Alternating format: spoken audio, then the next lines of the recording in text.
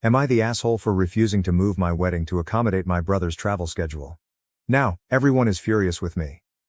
Living alone, I'm a 28-year-old lady with a regular 9 to 5 job. After almost 4 years together, Erin, my fiancé, and I have been engaged for around 1 year. We are at last organizing our wedding, something I have been dreaming about. I have given every tiny detail great care. For the past 4 months I have been tirelessly trying to make sure everything is flawless. We expected all of our loved ones to be there, so we selected the date, issued invites. That was the intended course of action regardless. Brandon and Daisy, my parents, make for an intriguing team. My 58-year-old dad works for a building company. He has always been the quiet, follow-through kind. Daisy, my mother, 55, has stayed at home for as long as I can recall. They have always harbored a particular fondness for my 32-year-old older brother, Fred. Actually, soft spot could be understated. Certainly their favorite, he is the golden child if you will. Fred is somewhat a bit of a character. Though I'll say he's usually ambitious, none of his commercial endeavors ever really turn out. He seems to live in a fantasy world where his next great invention would at last make him wealthy, having had several failed businesses. Married to Alice, 30, he has 2 children, 3-year Jenna and 5-year Ethan. Although I personally have nothing against them, it is no secret they live much over their means. My parents are always rescuing them. It has come to the point where it is expected. While I have always had to fend for myself, Fred and his family effectively live off the support of my parents. Though I knew there would be some drama, especially with Fred's concerns, I couldn't wait to inform my family when Erin proposed. Still, I tried to be upbeat. I recall the day we announced our participation. Just close family and friends, we had a little gathering at our residence. Sharing the news made me very eager, and for a split second it felt as though perhaps my parents would be delighted for me rather than only focused on Fred. Naturally though, Fred and Alice took the front stage. Just midway through our announcement, Fred began discussing his plans to open a new company and his desire to move to a larger house. The entire dialogue turned from our involvement to Fred's most recent ideas. Though it was aggravating, to put it mildly, I did not want to create a scene. I simply let my pride slide after swallowing it. Erin observed though, and later that evening he told me he was glad of my handling of it. That was quite meaningful to me. Choosing the day was still another challenge. 4 months ahead we chose a date so that everyone had plenty of time to arrange. Before deciding on it, I even followed up with my parents to see whether they were conflict-free. No trouble, they promised me they would be there. Although I should have known better, I thought that marked the end of it. I went all out in the particulars. We selected flowers, a lovely location, and the ideal outfit. Everything was lining up and I was growing increasingly enthusiastic. This was meant to be our day, a celebration of our love amid the people most important to us. Hoping it would assist to ease any possible problems, I also included Fred and Alice in the wedding party. Deeply though, I felt a storm was building. That storm struck when my parents abruptly contacted me from out of the blue with a pressing demand. It sounded bad since they had to discuss the wedding. My parents abruptly decided a few weeks ago to travel with Fred and his family. At first I puzzled myself since I assumed they were discussing a trip following the wedding. But actually, they meant the week my wedding was scheduled. Since the wedding date ran counter to their vacation schedule, they wanted to know whether I might potentially change it. I gasped. I mean, I booked everything, the venue, the caterers, and had months of planning for this wedding. I sent invites. And now, as if it were some laid-back dinner gathering, they were asking me to reschedule the date. Suddenly less significant than a last-minute trip with Fred and his family was my wedding day, the day meant to be about Erin and me. Though I attempted to keep cool, I was enraged. Why would they want to schedule a trip right next to the wedding date we have already decided upon? The answer from my mother was, well, you know how occupied Fred's calendar is, and this was the only time they could all go together. It shocked me. Fred's trip came first for them than my wedding. I informed them there was no choice about the date. Everything was previously set. I could not have moved it merely to fit Fred's trip. Suggesting that perhaps I should at least speak with the venue and see if they could change the date, my dad tried to be a peacemaker. But I closed that right away. The date was decided upon and that was definitive. My mother became irate and declared I was being irrational when I insisted on a different date. She continued on how families should come first, and how my rigidity was making things tough for everyone. She even charged me with trying to sour their friendship with Fred and his family. Though I stood my ground, that truly stung. I informed them I was not going to reschedule the date. If they missed it, that was on them. For a minute they were quiet. Then my mother remarked they would have to think about it. They hung up, not even bidding farewell. It still amazed me that my own parents, on vacation, were genuinely thinking about skipping my wedding. Furious on my behalf, Aaron advised me to try to straighten things out by calling them back. I therefore followed. Hoping for some middle ground, I phoned them, but things did not proceed as expected. I tried to convey the significance of this wedding to me, the length of time I had been arranging it, and how painful it was that they were even recommending I change the date. Still, they were tenacious. My dad kept stating that Fred's family had already booked everything, fully ignoring the fact that I had booked everything in advance too. My mom kept suggesting that I was being irrational. Changing my schedule would be equally as difficult for me. It felt like chatting to a stone wall. I realized at the time I had to include the extended relatives. I told my aunt, who I live somewhat near, the circumstances. She promised to talk to my parents. She was exactly as startled as I was. Maybe hearing it from someone else will help them to recognize how foolish they were acting. My parents doubled down instead of backing off though. Beginning to present me as the irrational one, they began phoning other family members. They claimed I was not compromising and causing problems for everyone. They even made hints suggesting I was envious of Fred and sought to punish him by postponing the wedding date. Though some of the family began to support me, stating I should be more accommodating of Fred's family, it was total stupidity. They were obviously attempting to get me to cave in. I was not going to let them prevail. They were trying to compel me to modify the date by means of shame and family pressure. I was about to let them wreck it just to please Fred. I had every right to have my wedding on the day I had selected. I thus informed them that the date was set. Should they be unable to make it, that would be their choice. But that was final. I was not going to alter it. So Reddit, am I the jerk for not adjusting the wedding date in response to the vacation of their golden child? I am very appreciative of everyone who took the time to reply. After publishing my experience here, I got an incredible amount of support and guidance. Reviewing the comments, many individuals speculated that there could be more to my parents' abrupt trip plans than they were disclosing. It started me to consider, thus I chose to dig some. I began by chatting once more with my aunt, who has always seemed to me as essentially a second mother. She was not surprised by what was happening as she knew how my parents are with Fred. She became quite quiet though, when I mentioned the vacation. A moment later she said she had heard Fred was once more experiencing some major financial difficulties. His most recent commercial endeavor apparently failed, and he owed money. Though not enough, my folks had started supporting him once more. Desperate, Fred was seeking for a means to keep his head above water. As it happens, the trip was really a cover tale. Though not for a laid-back vacation, my parents were intending to send Fred and his family to Europe. They were scheduled to meet some possible backers Fred had located abroad. Before Fred lost everything, the entire trip was a last-ditch attempt to find someone to commit to his company. Their financial position was depending on this trip to save Fred, hence they were quite determined to travel. When I learned, I became enraged. It was about my parents once more putting Fred above everything else, including my wedding, not only about the vacation.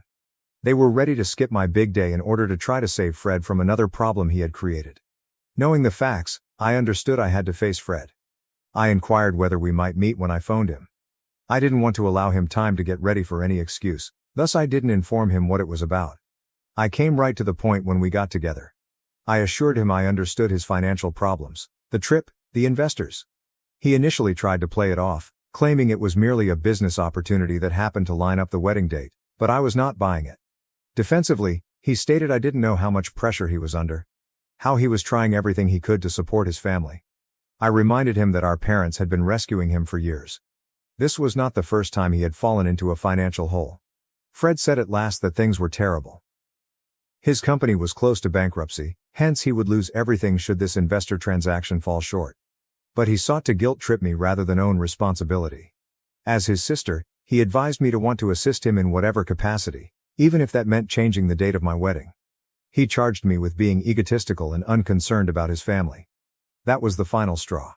I informed him that although I had supported him as much as I could over the years, I would not be sacrificing my wedding day for his bad choices. I made it plain that I was not going to modify the date. If he couldn't be there, that was his option. I went away leaving him seated there. Following the confrontation with Fred, I chose to get in touch with Alice. I wanted to hear her side of the tale since I wasn't sure how much she knew about things. She seemed tense as soon as we sat down when we met for coffee. She most likely understood I was not there to discuss wedding preparations. I asked her straightforwardly about her knowledge of Fred's predicament and the European trip. She said she knew the financial problems but lacked all the specifics. Though Fred had withheld a lot of it from her to guard her, she knew things were horrible. She appeared startled when I told her the true motivation for the vacation. She was unaware that my parents intended to try to find investors for Fred's company during the trip. Alice said she had been concerned about Fred's spending patterns for some time, but every time she brought it up he would dismiss her. She also said she was disappointed about missing the wedding, but Fred had persuaded her this trip was absolutely essential for their futures. When I told her how much this was affecting me and how it was seriously dividing the family, she seemed really offended. Alice clearly seemed to be in a difficult position. She wanted to help her husband, but she also wanted to avoid being the cause my parents missed my wedding. I wasn't holding my breath when she promised to speak with Fred and try to find another way to handle things. If only Fred is stubborn. Knowing that Alice wasn't totally on board with this strategy made me feel a bit better, but I also realized that ultimately Fred was probably going to act any way he felt was best for him, regardless of how it affected the rest of us.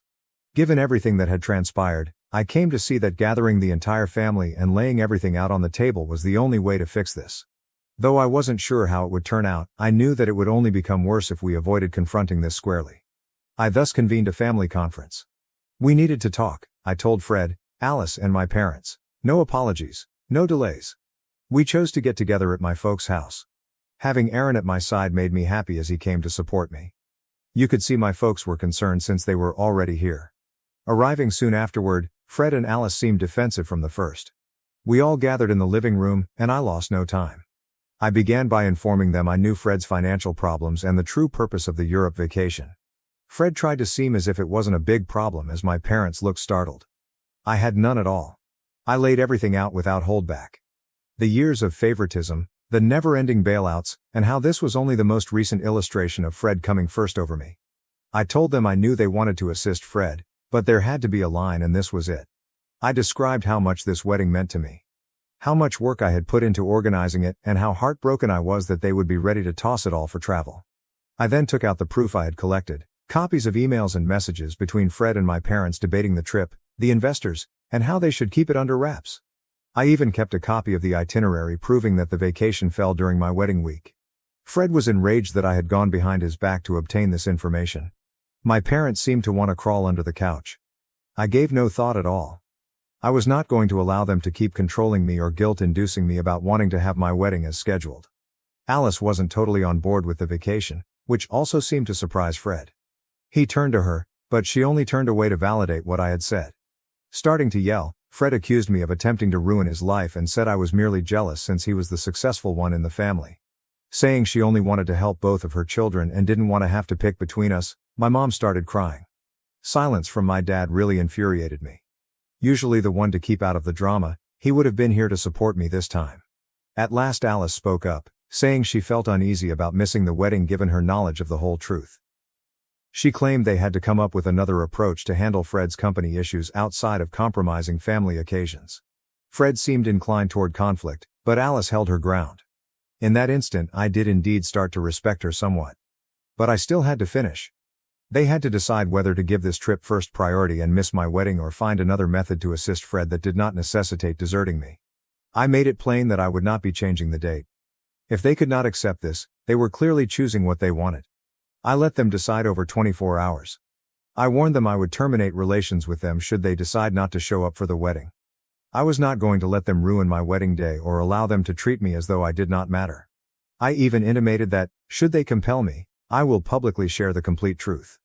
I knew that his final requirement was for his possible investors to learn about his financial mess. This was my trump card. Fred was furious as my parents seemed as though they had been struck by a truck. Alice merely looked depressed. Though I was tired of being pushed about and of constantly putting Fred's wants second, I didn't want to do this. Telling them they knew how to get to me, I got up, walked out with Aaron. Things have been tough since that conference. Neither my parents nor Fred have heard from each other, hence I'm not sure what they will decide. I am thus simply waiting to find out whether my parents will at last prioritize me or whether this marks the end of our relationship as I know it. Update. My parents contacted out at last after what felt like an eternity. It was the longest 24 hours of my life, and as I waited for their judgment I couldn't concentrate on anything else. I knew nothing about what they would say when my phone rang, and part of me wanted not to hear it. My mother began her apology first. They had thought a lot, she stated following our last talk. They asked me to change the date and came to see how much this wedding meant to me and how cruel they had been. She said she hadn't thought about how much they were hurting me in the process and they had been overly preoccupied trying to save Fred from his most recent catastrophe. We chose to gather at my parents' house. Having Aaron at my side made me happy as he came to support me. You could see my folks were concerned since they were already here. Arriving soon afterward, Fred and Alice seemed defensive from the first. We all gathered in the living room and I lost no time. I began by informing them I knew Fred's financial problems and the true purpose of the Europe vacation. Fred tried to seem as if it wasn't a big problem as my parents looked startled. I had none at all. I laid everything out without holdback. The years of favoritism, the never-ending bailouts, and how this was only the most recent illustration of Fred coming first over me. I told them I knew they wanted to assist Fred, but there had to be a line and this was it. I told them how much this wedding meant to me, how much work I had put into organizing it, and how heartbroken I felt that they would be ready to toss it all for travel. I then pulled out the material I'd collected, copies of emails and texts between Fred and my parents debating the trip, the investors, and how they should keep it under wraps. I even kept a copy of the itinerary proving that the vacation fell during my wedding week. Fred was enraged that I had gone behind his back to obtain this information. My parents seemed to want to crawl under the couch. I gave no thought at all. I was not going to allow them to keep controlling me or guilt-inducing me about wanting to have my wedding as scheduled. Alice wasn't totally on board with the vacation, which also seemed to surprise Fred. He turned to her, but she only turned away to validate what I had said. Starting to yell, Fred said I was merely jealous since he was the successful one in the family and accused me of wanting to ruin his life. Saying she only wanted to help both of her children and didn't want to have to pick between us, my mom started crying. Silence from my dad really infuriated me. Usually the one to keep out of the drama, he would have been here to support me this time. At last Alice spoke up, saying she felt uneasy about missing the wedding given her knowledge of the whole truth. She claimed they had to come up with another approach to handle Fred's company issues outside of compromising family occasions. Fred seemed inclined toward conflict, but Alice held her ground. In that instant I did indeed start to respect her somewhat. I still had to finish though. They had to decide whether to give this trip first priority and miss my wedding or find another method to assist Fred that did not necessitate deserting me. I made it plain that I would not be changing the date. If they could not accept this, they were clearly choosing what they wanted. I let them decide over 24 hours. I warned them I would terminate relations with them should they decide not to show up for the wedding. I was not going to let them ruin my wedding day or allow them to treat me as though I did not matter. I even intimated that, should they compel me, I will publicly share the complete truth. I knew that his final requirement was for his possible investors to learn about his financial mess. This was my trump card. Fred was furious as my parents seemed as though they had been struck by a truck. Alice merely looked depressed. Though I was tired of being pushed about and of constantly putting Fred's wants second, I didn't want to do this. Telling them they knew how to get to me, I got up, walked out with Aaron. Things have been tough since that conference. Neither my parents nor Fred have heard from each other, hence I'm not sure what they will decide. I am thus simply waiting to find out whether my parents will at last prioritize me or whether this marks the end of our relationship as I know it. Update. My parents contacted out at last after what felt like an eternity. It was the longest 24 hours of my life, and as I waited for their judgment I couldn't concentrate on anything else. I knew nothing about what they would say when my phone rang, and part of me wanted not to hear it. My mother began her apology first. They had thought a lot, she stated following our last talk. They asked me to change the date and came to see how much this wedding meant to me and how cruel they had been. She said she hadn't thought about how much they were hurting me in the process and they had been overly preoccupied trying to save Fred from his most recent catastrophe. We chose to gather at my parents' house. Having Aaron at my side made me happy as he came to support me. You could see my folks were concerned since they were already here. Arriving soon afterward, Fred and Alice seemed defensive from the first.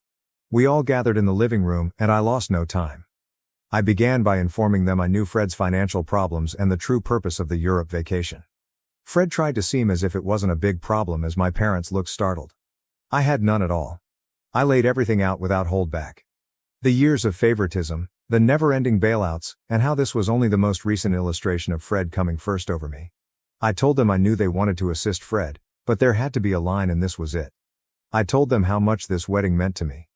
How much work I had put into organizing it, and how heartbroken I felt that they would be ready to toss it all for travel.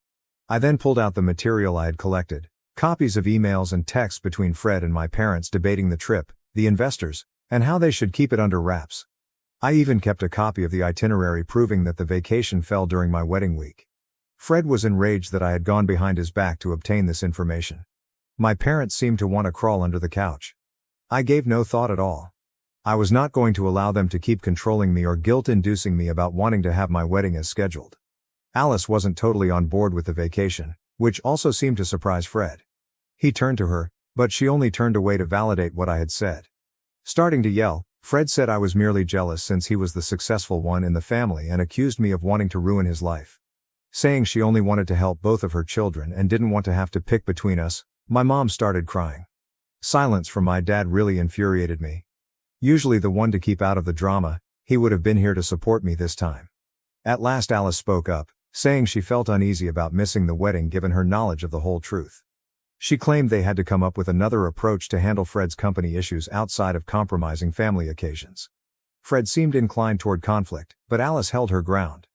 In that instant I did indeed start to respect her somewhat. I still had to finish though. They had to decide whether to give this trip first priority and miss my wedding or find another method to assist Fred that did not necessitate deserting me. I made it plain that I would not be changing the date. If they could not accept this, they were clearly choosing what they wanted. I let them decide over 24 hours. I warned them I would terminate relations with them should they decide not to show up for the wedding. I was not going to let them ruin my wedding day or allow them to treat me as though I did not matter.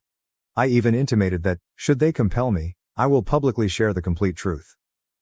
I knew that his final requirement was for his possible investors to learn about his financial mess. This was my trump card. Fred was furious as my parents seemed as though they had been struck by a truck. Alice merely looked depressed. Though I was tired of being pushed about and of constantly putting Fred's wants second, I didn't want to do this. Telling them they knew how to get to me, I got up, walked out with Aaron. Things have been tough since the conference. Neither my parents nor Fred have heard from each other, hence I'm not sure what they will decide. I am thus simply waiting to find out whether my parents will at last prioritize me or whether this marks the end of our relationship as I know it. Update: my parents contacted out at last after what felt like an eternity. It was the longest 24 hours of my life, and as I waited for their judgment I couldn't concentrate on anything else. I knew nothing about what they would say when my phone rang, and part of me wanted not to hear it. My mother began her apology first. They had thought a lot, she stated following our last talk. They asked me to change the date and came to see how much this wedding meant to me and how cruel they had been. She said she hadn't thought about how much they were hurting me in the process and they had been overly preoccupied trying to save Fred from his most recent catastrophe. She then informed me they had decided to postpone their European vacation. After all, they planned to be at the wedding. Surprised, I had readied myself for the worst since I knew Fred would be chosen once more. It was such relief to hear them select my wedding over the trip. Next my dad answered on the phone to validate what my mother had said. He said he will be there for me on my big day and apologies for not acting sooner. He also said they needed to rethink how they had been managing things as they were beginning to see how much Fred's problems will impact the family. Though it was a start, it was not precisely the sincere apologies I had been expecting for. Most important was that they were traveling to the wedding. I appreciated their choice and our call concluded on an unexpectedly upbeat note. It felt for the first time in a long time, like perhaps things might improve between us. My parents started canceling the Europe trip right away after the decision was made. As you could expect, Fred's reaction to them telling him the trip was canceled was not great. Fred was irate. Almost right away, he called to ask what I had said to our parents to cause them to postpone the trip. I told him I had just told them the truth, that their participation at my wedding meant more to me than anything else and that they had to decide what was more vital. Fred said I was trying to harm his prospects of turning his company around, therefore accusing me of influencing them. He even implied that, driven by jealousy, I was trying to ruin his life. Though it was the same old song and dance I had heard from him a million times before, this time I resisted letting it get to me. I gently informed him that our parents had decided upon their own course and that I had nothing to do with his difficulties. He could be furious with someone, not with me, if he wanted to be angry with someone. Fred then hung up on me and I didn't hear from him for some time. Though I was concerned about how this would impact the wedding day, I was also glad my parents were at last seeing the whole picture. They had decided to be by my side, and that was a positive direction. Over the next several days, my parents began to examine their connection with Fred and me closely. Several times my mother checked in with me and during one of those calls she admitted that she and my dad had been discussing their treatment of us growing up a lot. She said they had always considered Fred as the one who required more help and attention due to his problems, but in doing so they had neglected my needs and taken my freedom for granted. She told me they were starting to understand how much they had harmed me over the years by always putting Fred first. Apparently, my dad brought it up saying they should constantly support Aaron and me rather than only during difficult times. This would help us. Though it was not a 180, it was the first time I had ever heard them freely admit their bias. They committed themselves to treat both of their children equally and to be more present in my life. Though I was unsure of how much of it would really stick, it was a lot to absorb. They were real, and it gave me hope that maybe going forward our relationship may become better. Regarding Fred, he remained enraged, but my parents were resolved not to let that control their behavior anymore. They were beginning to realize that continually rescuing him was not benefiting anyone. Not him, not them, and most certainly not our family as a whole. I never would have imagined hearing them suggesting they would start imposing some limitations on him. Fred obviously did not lie down for any of this. He intensified his efforts to pull my parents back on his side when he understood they were serious about calling off the vacation and attending the wedding. He began threatening our parents in all kinds of ways, including maybe suing them should they not follow through with the trip.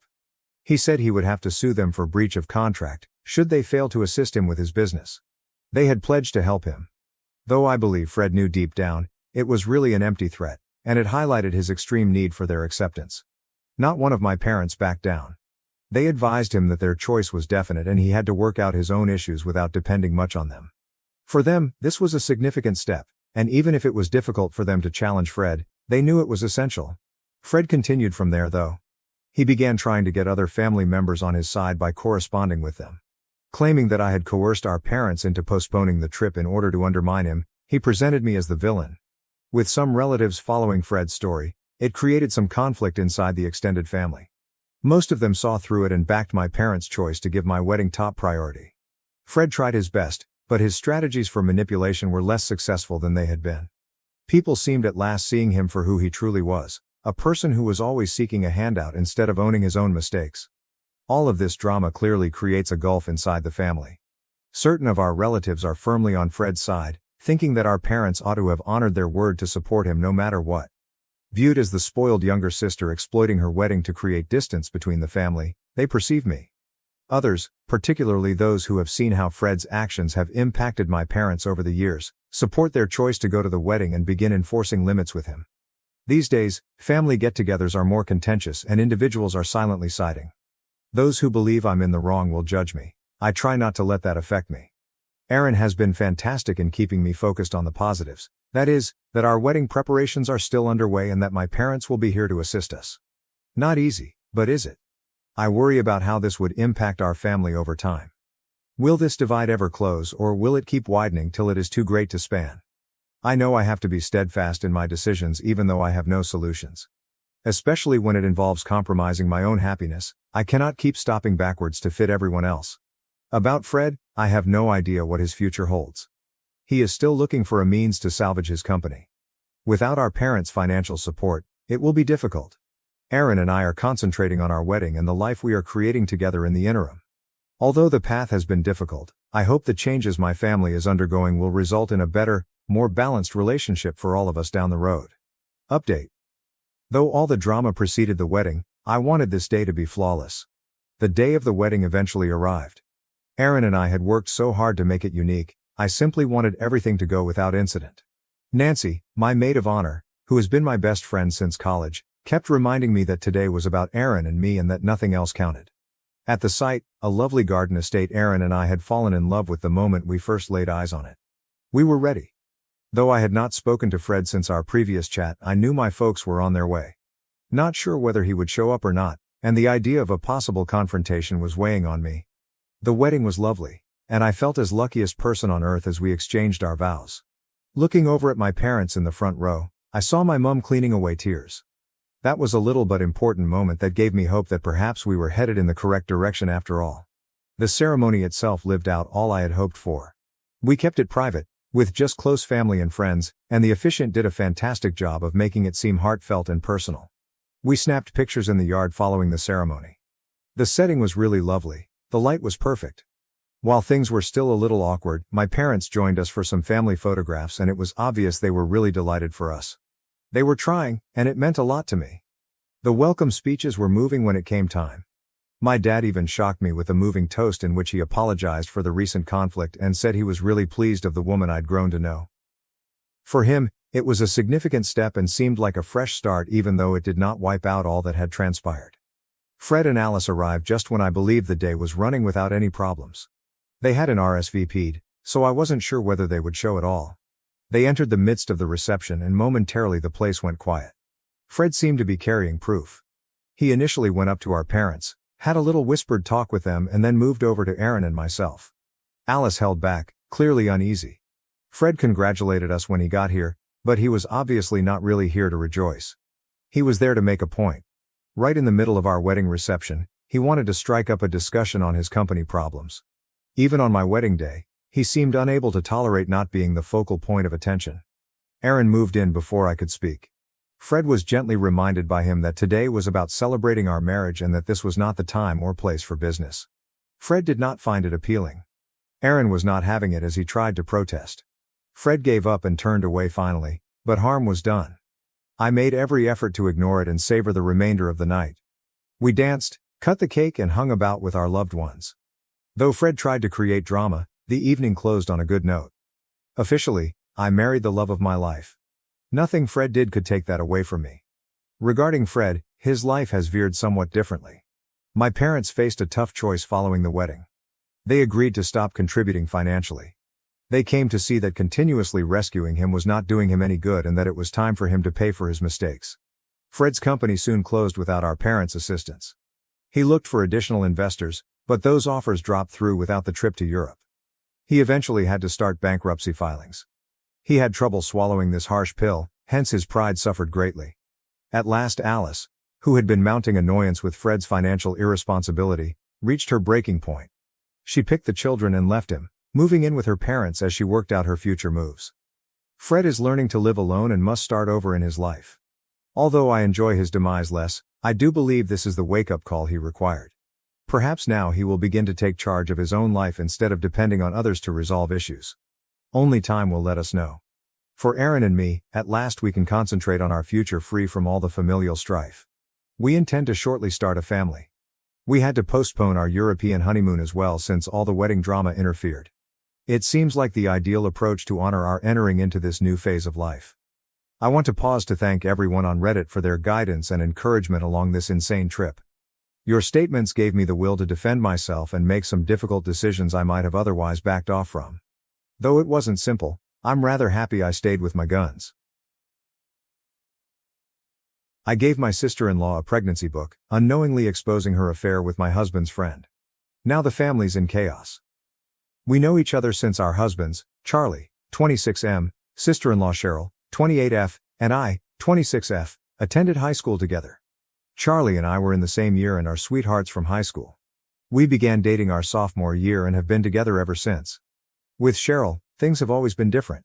She's always despised me, hence I would want to say we were high school nemesis as the sentiment was reciprocal. She was a senior 2 years older than us, yet that didn't stop her from being absolutely rude to me.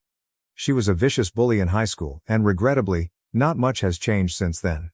Only I could stand up to her back in high school. Everyone else was terrified since Cheryl and her buddies were infamous for mistreating anyone they came across. Some people even moved schools because of their terrible deeds or spreading of tales. They were that horrible. I am not exaggerating. I never feared her, even before Charlie and I began dating. I had always been acquainted with her brother. Cheryl didn't seem like this undefeatable entity to me as he and I had been great friends and I often stayed out at his house. She seemed like any other child. That's how everyone ought to have seen her, in my opinion, but high school can be weird. Still, I wasn't scared of Cheryl. Once I started dating Charlie, I became even more bold. She probably felt powerless over me, even as a senior, and this disturbed her. She once did something truly terrible to me. As usual, one morning upon opening my locker, dead fish and a lot of fish water dropped on me. Head to toe I was covered in nasty, sticky slime. I had to go home since I was so offended and it was embarrassing and demoralizing. Though I couldn't prove Cheryl was behind it, I felt it had to be her. We had a severe verbal argument in the cafeteria the day before. I labeled her a brain-dead zombie in front of her friends, some of whom even laughed. She did this to me since she couldn't let that go. Charlie felt it had to be his sister too and their argument turned out really intense. He managed to convince her to back off even though he cannot get her to apologize to me. Though Charlie and I have been together for years, Cheryl and I never spoke once that incident occurred. But once Charlie and I got married last year, my in-laws informed Cheryl and me that since we were now family, we had to try more to get along. Some nosy relatives had been questioning our lack of communication or simply glancing at each other during family events, which embarrassed them. Having gone far from high school, I was ready to let the past pass. I agreed to be polite. Cheryl and I shook hands like grown-ups. Though we chose to be friendly at family functions rather than avoid one another, we were not going to be best friends overnight. Things appeared to be going good a year ago. We would say hi and then go on whenever we ran across each other. We had left the bad blood behind us, so I assumed, but then she became cruel once more. She showed up empty-handed on my birthday some few months earlier, which was okay. She then told me she was actually teaching me cooking classes and emailed me an online program she had bought at the party itself while I was opening everyone's gifts. She said it was meant to be a joke, but nobody else laughed and I didn't either. For background, I had done all the cooking for the day alone, hence it was quite nasty. I have always loved working in the kitchen and experimenting even though I am not a professional chef. Since childhood, cooking has been a pastime of mine. Her comment, she was going to give me cooking lessons, was quite nasty, right after she had eaten a whole dinner I had made. As Charlie had pointed out, everyone knew I produced everything. I took it to heart since I had worked hard and woke up at 6:30 a.m. to make sure everything was perfect. No one truly laughed even once she explained it as a joke. She persisted even though several people laughed merely to let her drop it. She kept insisting she was kidding, but she really thought I should have culinary classes since everything she had eaten that day made her feel sick and she kept saying she might throw up at any time. She also made jokes on how everyone should clear the path to the bathroom should she have to barf. She was truly approaching my last nerve at the end of the evening, and I felt relief when she left. She didn't even bother bidding farewell after spending the whole day cracking jokes at the expense of my cooking abilities, which, by the way, aren't particularly horrible. Charlie and everyone else told me the food was fantastic, hence I have no idea what she was talking about. To be honest, I had begun to believe she might be a decent human being, but after my birthday I chose to resume neglect of her. She obviously still lived in her high school mean girl form, and someone like her had no right to be friendly with me. Cheryl had her birthday last week. She had to invite me even if we are not getting along since I asked her to my party. Charlie traveling without me would have been strange, hence she invited me in order to maintain family peace. That proved to be rather a blunder. I chose to let her taste her own medication. Based on a few weeks old overheard talk, I handed her the book What to Expect When You're Expecting *. For background, Cheryl came up to our place 3 weeks ago. She insisted on talking to Charlie in private and appeared depressed. She didn't realize I was standing immediately outside listening in on their conversation. I left the room to let them chat in the living room. Though I knew it wasn't moral, I was intrigued and wanted to listen in so Charlie could cover for me when she left. Cheryl was pregnant, per what I understood, but she was truly concerned as she felt unprepared to be pregnant. She had come to consult her brother. Charlie advised her to talk to her spouse even if she felt unprepared. Given that the pregnancy was early, they may discuss ending it should she still feel unprepared. He reasoned that chatting to her husband could allow her to relax and take better control of the circumstances. Cheryl left after briefly consoling her. I told Charlie what I had overheard as she left. We both agreed she had been behaving oddly. She appeared strange coming to us instead of her husband even if she wasn't ready for a baby. She said some things that nearly sounded like she needed Charlie's assistance in covertly ending the pregnancy, but he wasn't ready to engage in such dishonest behavior. He thought her husband ought to know before any decisions were taken. Though ultimately the woman's decision is hers, we felt her spouse at least deserved to be included in the conversation given she was married. We had not heard anything else regarding her pregnancy since that day. Still, I decided to pull a small practical joke on her and handed her that book. Fortunately, she did not unwrap the gifts in front of every visitor at the party, yet it made no difference since the book truly got her into trouble. Her husband might thus eventually find himself leaving her. She called me in tears the day after her birthday, stating I had destroyed her life and charged me with purposefully undermining her marriage. What she was talking about eluded me. She was so enraged and was screaming at me, so I couldn't even get her to clarify what was happening. She hung up silently, done, without further word. Following that phone chat, my in-laws got in touch and reported exactly what had happened. She apparently had been unwrapping all of her gifts with her husband and then that book surfaced. I had even left a note stating that Charlie and I wished to congratulate her and affixed it to the book. She hadn't told anyone yet about the pregnancy, but I wanted to play about with her the way she had done on my birthday. I had no clue it would have such dire results. She could not have become pregnant by her spouse since he was sterile. This was unknown to her. She apparently may have been cheating now, and her spouse had already shown suspicion. That book served to validate his misgivings. Though none of the family members know for sure whether she had been cheating or not, let's be honest, she most certainly wasn't biologically incapable of having children. In any case, that is not my line of work. All I know is she had come to Charlie thinking he would assist her covertly in ending the pregnancy. Now we know why she wanted to keep it a secret and why she was so queasy when she spoke with him. She cannot let that happen if she wanted to end the pregnancy without her husband knowing, since she is a homemaker and everything she spends might be followed by him. Even pulling money would be suspect, as it would be a large sum that would beg problems.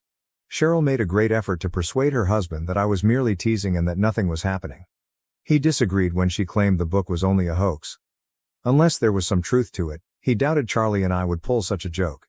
He then requested Cheryl to leave, and today she lives with her parents. My in-laws asked me to talk to her husband and persuade him that I had only handed her the book to play about with. Given his suspicions of her adultery, they believed I might get him to approach her and fix things. Her fidelity now begged additional questions. I disagree, since they think I should not have done what I did and that I'm at blame. For the past week, my in-laws and I have been at conflict. Given her behavior at my birthday celebration, I believe I was justified in what I did. I don't think I should accept the fall for this, as I had no idea it would cause so much trouble. She most certainly should have been faithful to her husband if she wanted peace in her marriage. To hold me responsible for it is unfair. Charlie has the same sentiment. Though he believes the present was a little excessive given the events of my birthday celebration, he does not advise me to apologize to Cheryl or even talk to her husband about any of this. Saying we should resolve things since her marriage is in jeopardy, my in-laws keep fighting with us. They believe that should we fail to persuade her spouse that this was only a joke, the family may suffer from divorce. She most certainly was cheating, though, if she was pregnant when she spoke with Charlie and her husband is sterile. Should that be the case, we want no involvement whatsoever or defense of her. Apart from that, the book was only vengeance for the jokes she cracked at my birthday. I had no clue it would result in anything like this. I have nothing to be guilty over. It is not like I did it on intention. Still, they all seem to be behaving as though I am the villain, the mastermind behind a sinister scheme meant to wipe her off target or otherwise. It's very strange. Suddenly I'm questioning my choices. AAT kindly sent a pregnancy book as a birthday present to my sister-in-law. Update 1, Hi, so it's been 2 weeks since I handed Cheryl that book, and up until now we have avoided talking to her husband. From what we know, she had been cheating on her husband with another man, hence going forward we will also keep to that. Though I'm not sure specifically, I believe it's someone from high school. Worse, I believe it's someone from Charlie's acquaintance group, since a few days ago we spoke, more of an argument, on the phone with Cheryl. She stated it was quite unjust that she was being held accountable for all of this, but Charlie's friend was equally culpable. However, he wasn't getting any criticism and was even unwilling to defend her. Though we don't know exactly who she's referring to, Charlie has quite a few married pals from high school. That's not really our main concern. Managing my in-laws has proved somewhat challenging. I don't believe they have done it yet. They insist I should chat to her spouse before he files for divorce. He keeps telling he'll do it, but if he truly wants to split, he should have done it now. What he is waiting for is unknown to me. Anyway, they believe they still have time and that, if I only talk to him, I could be able to persuade him not to leave her by stating I was only doing a practical joke. I have nothing to do with all of this drama, hence I refuse to allow myself to get caught in it. Though they have been making it somewhat challenging for us, I simply want to back off and relax. Thus, yesterday we had to make a really difficult choice and ultimately block all 3 of them since they were slightly disturbing us. We can't keep talking to them, trying to help them to grasp where we are coming from. Over 2 weeks have passed. She was truly a bully to me in high school, yet many of the people in the comments on my first post felt it was unacceptable of me to do what I did. She had been cheating, hence I doubt I have to feel guilty about what I did. Still, folks are free to disagree with me in this free nation. Update 2. Hi, 3 days have passed since our last report and at last we were able to identify the person she had been having the affair with. Charlie's friend she mentioned turned out to be among his closest pals. This surprised me somewhat a bit. Because his family was acting somewhat irrationally, Charlie had been complaining to his pals about how challenging things had been for him the past 2 weeks. I suppose his pal chose to come clean as he couldn't tolerate it anymore. He called Charlie and told him he had been seeing Cheryl in an affair. Apparently, all of this began roughly 1 year ago, just around our wedding's time. For us, it was really startling and we are still trying to understand it. Charlie is quite close to every one of his buddies, hence we never expected a betrayal like this. From what we have seen, this guy, who has been married for 3 years, and his wife seem to be truly in love. I personally know the woman. She talks endlessly about her husband. Right now, I just feel somewhat sorry for her. We decided straight away to cut him off, and right now we are not telling anyone since we do not want to discredit him. But we will most certainly not be entertaining this going forward. We even told him to tell his wife straightforward since she is the one who really needs to know the truth. Nobody should ever have to go through what this is like. He also supplied us with evidence of Cheryl cheating on her spouse alongside him. We have come to the conclusion that, at least nothing good would come of it if we allowed ourselves to be pulled into this play. Hence, our last call is keeping them blocked. To what we know, they have not discussed this with anyone else. Everyone still believes we get along well with my in-laws and that Charlie's relatives know nothing about the turmoil underway behind the scene.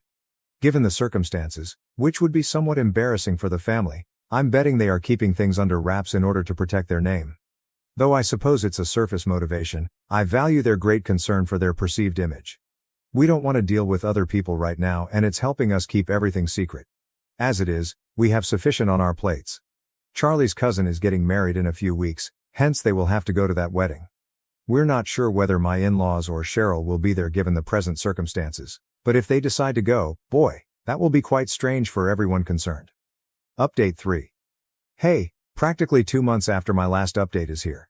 Not truly intriguing events occurred in these previous 2 months. We sort of forgot about my in-laws once we cut them off. Their end also lacked news, hence they did not try to get in touch with us. We thought perhaps Cheryl and her husband had been able to sort things out as neither a pregnancy announcement nor a divorce announcement was made. Good for them, then I suppose. Charlie and I know that adultery never stays secret, thus we really don't care about what's happening in their marriage. When her husband finds out the truth, she will most certainly receive what she deserves. Regarding the pregnancy, I suppose she stopped it some way. In any case, we didn't bother ourselves with it and kept to our own business as whatever happened is not of importance to us. That was till we visited his family at his cousin's wedding some few days ago. Including Cheryl's spouse and my in-laws, all of them were present. Once we arrived, we acted as though the others did not exist and neglected even greeting each other. Clearly, the rest of the family noticed it right away. People began posing all kinds of inquiries to us. Though they attempted to be subdued about it, we knew they were gathering gossip. But we simply tried to keep to ourselves so nobody would disturb us. We did not entertain anyone. Cheryl, on the other hand, followed a different strategy. She chose to blab her mouth off even though we knew the facts. We were ready to put up with her since we were 3 days at the hotel and it was just a matter of time till we returned home. But she began to say such terrible things about us that we had to confront her about it. Sadly, that resulted in a somewhat public confrontation between our families during the rehearsal dinner. It was someone else's wedding, hence I regret it as Charlie and his cousin got along well. Now one of the events was totally destroyed thanks to us. Naturally, following such a spectacle, we had to leave before the wedding even started since we couldn't stay much longer. We have since apologized multiple times to his cousin. She has indicated she is cool with it, but we still feel quite horrible about what happened. Cheryl and my in-laws, on the other hand, were really in charge of generating all of this turmoil, yet they hardly bothered to apologize to Charlie's cousin. At least we departed of our own will. The other family members practically urged them to go after we departed. Serves them right, they were due this kind of shame. It was pretty fulfilling for both of us when Charlie's cousin told him about it the day before her wedding as we were phoning her apologies. Cheryl had been telling all the family, and everyone who would listen that we had tried to destroy her marriage by lying about her adultery, therefore leading us to a fight in the first place. She said we failed in trying to undermine her marriage. Clearly, that was untrue since, as we indicated, her marriage life is not something we give much thought to. Choosing to live with a lady like her husband had shown how dumb he was. We were even ready to let that slip since we were attending someone else's wedding and we wanted to avoid starting a scene.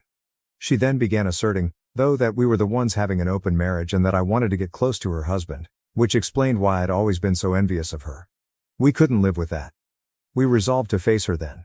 I mentioned all the evidence, the screenshots we had gotten from Charlie's friend, which I had been saving to myself for so long on the evening of the rehearsal dinner. Charlie and I now felt, nonetheless, that it was at last time to defend ourselves. She could not simply say anything she pleased and get away with it. Her husband can no longer ignore reality since he at last knows it. His call is whether or not he takes the correct decision for himself and leaves her. At least now there will be no more questioning of us. At least we left on our own with courtesy, avoiding being thrown out as others were. Though we are now attempting to move over it, it was just a really awful few days. The whole family knows Cheryl's type of person she is, thus I just feel sympathy for her husband as he decided to mend things with her even though it was useless. I truly hope he gets the bravery to escape. Should he decide to remain with her, then he just has absolutely no decency or self-respect. We eventually decided to go ahead and sabotage her marriage as she had been accusing us of for so long. She will now have to pay for trying to bully us. How she planned to get away with all of this is unknown. Since high school, Charlie and I have literally been standing up to Mom. I believe we have made it really evident that we are not scared of her. We were not thus going to back down either right now. She ought to have known that. Update 4. Consequently, it is happening. 2 weeks have passed since our return from Charlie's cousin's wedding, and today I at last heard from a couple of cousins Cheryl wrote about her and her husband divorcing. She said that it was a mutual decision to split ways and urged everyone to honor their privacy during this trying period. What a weight of lies this baggage carries. She's behaving as people weren't present at the wedding and like her entire family isn't aware of what actually happened and the real reason they're divorcing, hence I'm not sure why she's acting like we all already know, hence we will definitely be honoring her privacy. No one has to ask her what happened. The talk began when Charlie told some of his pals, thus even her friends have learned about it. We regret nothing about what we did. She had been spewing so much garbage about us in the past that we hardly need to feel guilty about what we did or regret her. Should she go low, we will go lower as well. Period is. She has always been a bully, thus we believe we did the correct thing as someone needed her down a peg. We are happy to be the ones doing that. If that makes some people view us as the bad guys, that is okay with us. For example, my in-laws have chosen to totally cut us off from their life. They even had their attorney get in touch with Charlie to let him know they had opted to avoid us and most likely would cut us off from the inheritance as well. As like we were going to learn that and start begging for pardon right away. That is not going to transpire. We are not money-based sellouts that one could purchase. Besides, since Cheryl hasn't worked since she graduated and has been depending on either her parents or her husband, they should most likely retain all their money to themselves, presumably for the rest of their lifetime. Thus, yes, they may keep their money and Cheryl with herself by all means. We behaved what we believe to be right. We are not going to act as though we are sorry for it. Right now, Charlie and I are quite happy with our life. We have no interest in anyone else. Years after my brother evicted me for his growing family, he now wants to move into my home. Am I the asshole for refusing to help? Alright, this is a long one, and I honestly need an outside perspective. Several years ago, I, 28F, was living with my older brother Tom, 37M, and his wife Karen, 34F. I had just graduated from college, had a pretty bad job at the time, and was struggling to make ends meet. Tom had a house with a guest room, and he told me I could stay with them for a while until I got back on my feet. I was beyond grateful, and I made sure to help out however I could, cooking, cleaning, buying groceries when I could afford it. Fast forward about 6 months. I finally landed a decent job and was able to contribute more financially. I was on my way to becoming independent. Around this time, Karen got pregnant. At first, everything seemed fine, but then Karen started dropping subtle hints that they needed more space for the baby. The hints soon turned into direct conversations about how they needed the guest room for a nursery. Tom assured me that I could stay until I found a new place, but Karen was clearly becoming more agitated by the day. Then, one afternoon, I came home from work to find all my stuff packed up and sitting in the hallway. Tom told me that Karen had decided they needed me out ASAP. No discussion, no warning. He tried to soften the blow by saying they'd help me with a security deposit on a new place, but it was humiliating and hurtful. I ended up couch surfing for a couple of months until I could afford a small studio apartment. It was a really tough time for me, both emotionally and financially. I'll never forget the feeling of being thrown out of my own brother's house like that. Fast forward to now. Tom's life has taken a turn. His business went under, and they're having financial issues. Last week, he called me out of the blue, sounding desperate. They're being evicted from their house and have nowhere to go. He asked if he, Karen, and their 2 kids could stay with me for a few months, while they get back on their feet. Here's the thing. I'm doing much better now. I have a good job, a nice apartment, and I've been saving for a house. I can technically accommodate them, but the thought of letting them move in after what they did to me years ago just doesn't sit right. I told Tom I needed to think about it, and ever since, he's been sending me guilt-trippy texts about how family is supposed to be there for each other, and how they have nowhere else to go. Even my parents have gotten involved, saying I should let them stay with me because they're family, and what happened years ago is in the past. But here's the kicker. Karen hasn't apologized once for how they treated me. Not a word. She didn't even acknowledge it when we spoke on the phone. It's like they expect me to just forget about it and welcome them with open arms. I'm torn. Part of me feels like I should help because they are my family, but the other part of me feels like this is karmic justice. Am I the asshole for refusing to let them stay with me after what they did? Or should I let the past go and help them out in their time of need? My fiance's best friend ruined my life. How we stood up for each other and cut off the toxic relationship. My fiance has the biggest heart, would literally give you the shirt, pants, and hat off his body if you asked for it. He's a recovering people pleaser, and I get it because I also used to be a people pleaser. We've been together for 5+ years. A few months ago, I started picking up on his best friend making some not so nice comments towards me. I'm trying to be vague, but let's just say this friend is the type to read who in the room would be most affected by being picked on, and then he picks and picks and picks on them until they can't take it anymore. Nobody ever really holds him accountable for this, and unfortunately I have somehow become his favorite target. I tried to put up with these comments, but it started getting really elaborate. The friend would make up lies about me saying things I never said. He once called me in front of all our friends, my fiance included, just to yell "you're a bad friend" into the phone and then hang up. There's so much to it that I can't share because I'm trying to be somewhat anonymous. It started having an effect on me and my mental health, and I ended up having a full breakdown where I told my fiance how much this was all starting to hurt me. The first time I broke down over this, he said he would talk to his friend about teasing/messing with me less. He then told me his friend was sorry and that he'd be keeping an ear out for any other comments and he'd jump to my defense if it happened again.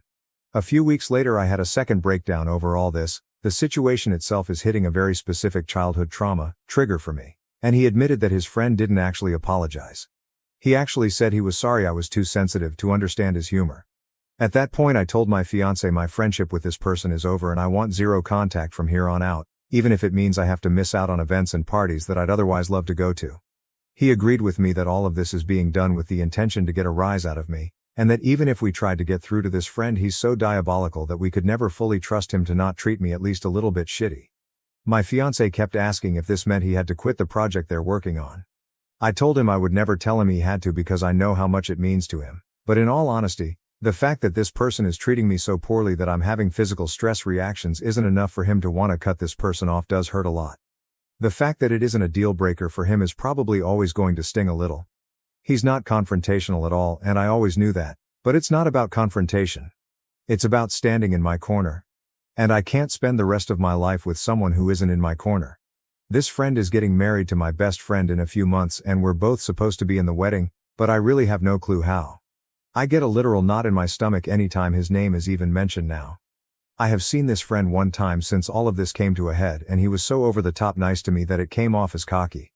I had the second breakdown a few days afterwards because I realized I'm possibly going to spend the rest of my life on edge and on guard anytime this person is even somewhat in my vicinity, even if they aren't actively fucking with me. I don't know how to come to terms with the fact that my fiancé was willing to lie to me on his shitty friend's behalf, but he's not willing to stand in my corner against him. I think it'll always hurt. This guy was supposed to be the best man in our wedding, and as a result we haven't been talking much about wedding plans. I think if he's still planning on this friend being in our wedding I may have to call it off for my own sanity, and that sucks so bad. This is fucking eating me alive.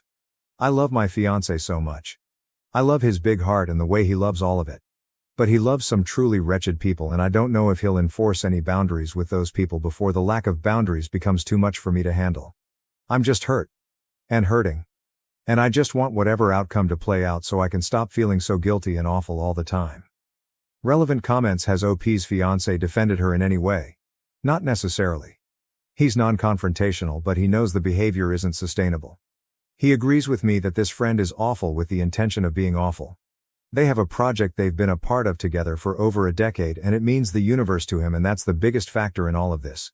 He'd more than likely have to give that up. This entire situation is dog shit and there are zero winners, except for the asshole. What does her best friend say about this behavior? I have my own feelings towards what she's going through. I think she's being love-bombed and gaslit, and I've seen some proof of it with my own eyes. She was there for the bad friend comment and kind of defended him. I know she's so love-struck that she's probably going to choose him and it kills me, but I'm trying really hard to step back in a way that doesn't totally burn my bridge with her in the end.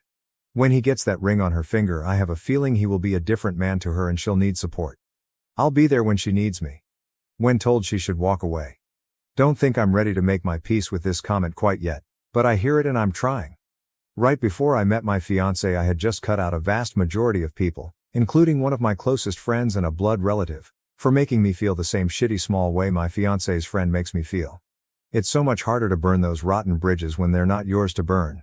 That's a lot easier to say when you have no stakes in this, my guy. I'm in love with my partner, and I know that this is eating him up just as much as it is me.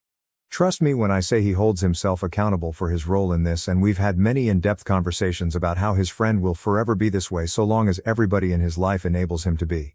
It's hard to cut someone off even when they deserve it. I'm trying to show my fiancé as much grace as I can because I know how hard it is to give up on someone you always hoped would grow out of their awful behavior. Asked if there's any unresolved conflicts. No, my friend and I haven't ever really had any conflict. Me and her were hanging at my place while our partners got ready to head to hers, and they ding-dong ditched us twice.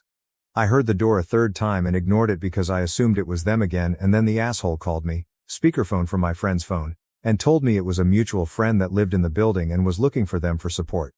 I tried to jokingly call them out for ding-dong ditching, but that was when he yelled, "You're a bad friend," into the phone and hung up. I was really embarrassingly distraught by this and expressed how it was affecting me, and my friend left an hour or two later after we sat in silence. I found out later from my fiancé that all our mutual friends, including him, were in the car and heard that conversation. And everyone felt tense, but nobody said anything to him. It wasn't a joke and wasn't taken as a joke by anyone involved, not just me. After the friend who was knocking on the door went to find them, the asshole called me just to make me feel bad for not opening the door. I could hear the friend that knocked saying, "Hey man, not a big deal, it's fine," real quiet in the background, but no one else spoke up. Trust me, I know these examples seem like they shouldn't be getting to me, but this guy is poking every spot he can on me until he finds one that gives him a reaction, and then he digs and digs. It's hard not to be triggered when his literal intention is so trigger me. I know this isn't going to go on much longer. Update. Never thought I'd actually update this account out of sheer fucking embarrassment, but I wanted to share this for those who encouraged me to put myself first. I want you all to know my partner absolutely came through and protected me in this. We spent all this time since my last post up until last week communicating and trying to find a resolution, and walking through how it got this bad. He took a lot of accountability for that. This is not a case of me giving in. He understands fully that this has only got so bad because it's never been handled correctly, and he had a major hand in that. There were so many more layers to this than a Reddit post ever could have conveyed. The bottom line is we are closer than ever, and after a lot of talking, we decided on my partner sending a firm but not unkind message to his friend explaining the behaviors, explaining that they were hurting his partner, and that it needed to stop. He asked to write up the first draft and we could go over it together to try to perfect it. Reddit, please know the first draft my partner wrote was so spot on what I needed to read that it instantly shifted us into us versus the problem mode when we'd been stuck butting heads for weeks. He laid everything out so clearly and in ways that we hadn't discussed, so I know it came from him. We had to tone down a lot of the big emotions.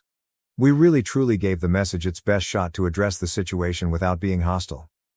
We knew the response would be bad no matter what, but I don't think anything could have fucking prepared us. This man went full scorched earth and blew up everything almost immediately. He insulted my partner. He told him these events didn't happen the way I claim they do. He demanded they meet up alone with a mediator. He even threatened to reach out to my partner's parents to fill them in, which is probably the moment we stopped taking his responses seriously. All of us are almost in our 30s. If once wasn't enough, he threatened it twice. We actually had to call them and warn them that he would be showing up at their place later this week and not to open the door. There's still a good chance he'll attempt it. We stayed respectful throughout all of this, which I feel good about. We didn't stoop to his level. We didn't insult anyone. We asked for basic human respect and somehow it blew up spectacularly. In the end, we both received a massive wall of text from my now ex-best friend, fully backing up her man and telling her side of the story, which is so insanely far off from what actually happened that all I can do is laugh. We've been shifting from crying to being dumbstruck to just straight up laughing because of the absurdity. I went into this thinking she was brainwashed, but it turns out I was wrong. They're a perfect match. I wish them all the best. I am sending them one last message setting the record straight, which my partner and I decided together was the best approach apart from just ghosting, before moving on from this entirely. I'm going to make it very clear this is done. Zero contact indefinitely and I will never look back. My partner and I both deserve way better friends and we both see that so clearly now. I am so fucking glad I learned my friend's true colors before we dropped $800 on a hotel for their wedding. Thank you to everyone who was kind. Not only did I put myself first in the end, but my partner did too. We're going to take this week in stride and process it all, grieve the friendships we once thought were forever, and at the end of the week we have a conveniently timed vacation to my partner's family cottage. I think we're going to come out of this stronger, because we already feel it. Again, thank you to those who had something productive to say. And I've made my peace with all the rest. I guess if the guy does something else outlandish, maybe I'll update, but for now, this chapter is closed and I'm so ready for it to start collecting dust. Relevant comments. When told victims of abusers do a 180 in their behavior to explain why her best friend is acting the way she is and chose the ex-friend's side, I definitely went into this thinking exactly what you just laid out. But I refuse to set myself on fire to keep her warm, and the shit she said in her message about my partner is irredeemable. She can never be a part of our lives again after what was said, out of respect for me and my partner, even if any part of me wanted to hold out hope for her. I hope this is a wake-up call for her, but it won't be me on the other line. Appreciate you and your kind words, friend. This has been hell, but I think we're both just glad to have an outcome. I'll always have love for her, but it will be from a very large distance, and even if by some miracle we reconnect, we will never be as close as we once were without some intense conversations and a lot of growth, maybe not even then. I don't see that being the case for a very long time. I've made my peace with that. How is the fiancé handling the business with the ex-friend as well as he can? He stepped down. He is going to find another project eventually, I know it. This has been so impossibly hard on both of us, but I know it's hitting him a bit more than me right now, and I'm making sure to prioritize him and remind him he can feel that pain and mourn what was, and it's not an insult to me at all if that makes sense. I know what this meant to him. He did give it up. I'm so sad he had to, but I'm grateful to him for putting his foot down. He's going to be okay, just needs some time to grieve and process. DNA confirmed I have an 18-year-old daughter living in the US. I don't know where to start, how to tell my family, or how to meet her. And yeah, I feel just as you would imagine. But it gets worse. She lives in the US, I'm in Europe. I don't know how to do this and really need advice. So what happened is that months ago I got a call from a US number. Didn't answer since I don't know anyone there. Then again the same day, so I answered ready to yell at some scammer. A girl on the other side introduces herself and just says that she thinks I might be her father. That was the first thing she said. Hi, my name is Jane and I think you might be my father. Fake name. Obviously I told her I don't have any children and that she has the wrong number. But then she drops a name I haven't heard in, you guessed it, 18 years. Back around that time I was in the US for a year on a job exchange with our sister company. Met a woman there and we hooked up for maybe a few months. I remember buying condoms after meeting her, but I can't remember if we used them every time. Anyway, I gave her my non-US number but never heard from her again. The girl on the phone asks me if my name is OP and I freak and almost hang up on her. She tells me more about her mother and I just sit there like an idiot. She'd found my name and number in her mother's diary, and now as she turned 18 she wanted to contact me.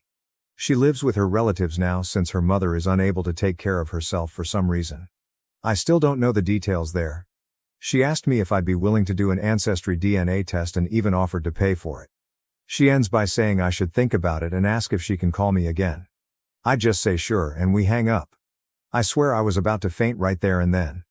The whole conversation lasted only like 5 minutes. I end up taking the test and we talk a few more times. The test took forever, but yesterday she sent me a screenshot of her profile matching 50% of mine. I mean, that's just it, right? We haven't spoken since, just messaged some. I lied and told her I've been busy and we'll talk later, which now makes me feel like an ass. Up until this point I've kept it together, holding on to the thought that I'm probably not the dad, but now I can't deny it. It's probably been half my life since I last cried. I haven't told anyone this. I was kinda hoping the DNA test would come back negative and then I wouldn't have to. How to even break this to my family? I just know they'll all want her number so they can call her and then they would start flying over to see her or bringing her here. They're really pushy like that. My mom is going to freak out. I don't see my family more than a few times a year, but we'll all get together during Easter. Should I do it then with all of them at once or one at a time? I have a picture of Jane, but not much more info than what I've written here. I'm the youngest sibling and now I suddenly have the oldest of the cousins in the next generation. And I never wanted kids at all. I just don't like them and hate being tied up. Even had a vasectomy since then. And that's the easy part. The real problem is what to say to Jane. Can some sane person give an example of what to say? I've promised to call her tomorrow. Has anyone discovered they have an unknown child? If so, what did you do? How did it go? How did you connect?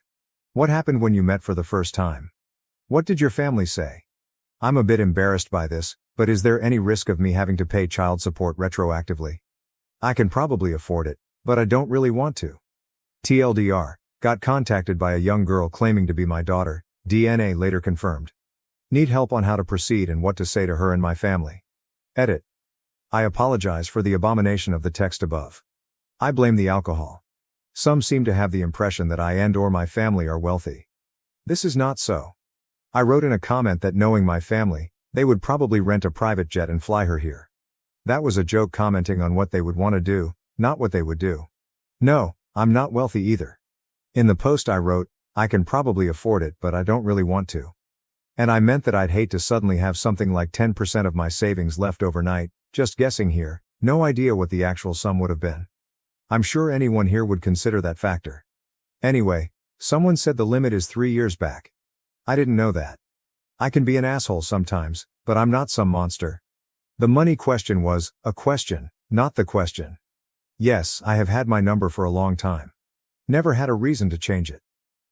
We had our first video call today, and it was a long conversation. I had a list of things to bring up, mostly from suggestions here, so I'm ever thankful for that. Most of it was quite personal for both of us, so I won't write it here.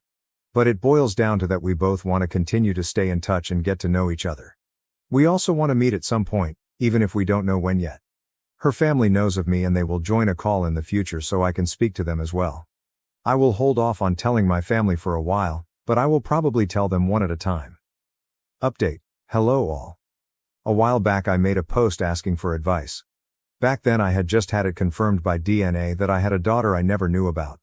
I called her Jane in the other post, so I will be here too. Jane is the result of me hooking up with a woman while I was in the US working. It was really interesting to read about others' experiences in the comments and DMs. It's crazy what DNA tests have done in recent times. Some wrote that Jane is probably just a kid looking for her roots, and you were absolutely right. I've been getting a steady stream of DMs since my last post. Most have been nice, just asking for an update. Then there were the absolute nutcases who can't read and told me to drown myself. Hi to you too. Jane and I continued to talk after my last post. Mostly about her life, her mother, the family trees, etc. I never thought I would connect with her like I did. She's a very intelligent and mature young woman. My family knows now, and it went better than expected. Mom and sister still went a bit apeshit, but Dad knocked them out with a large club he always carries with him. To the nutcases, no, that last bit didn't actually happen. Funny thing, my brother-in-law actually distracted Mom by reminding her that she has made sweaters for all the other grandkids, but now she's way behind on one. All of them understandably wanted to call her, but my daughter, yes, it's pretty cool to be able to say that. And I had already planned to have that call the following day. And it went really well. We made introductions, explained everything that had happened, and that we planned for me to meet her by myself before anything. And guess what? We did meet. I flew over for a 10-day stay since I'm on leave and she's working during the summer. That way we could hang out in the evenings and weekends and I could go full tourist during the day. It was surreal from the start. I landed at the very same airport I left from almost 2 decades ago, and she was there to meet me together with her aunt. I can't describe with words what it was like to hug her for the first time.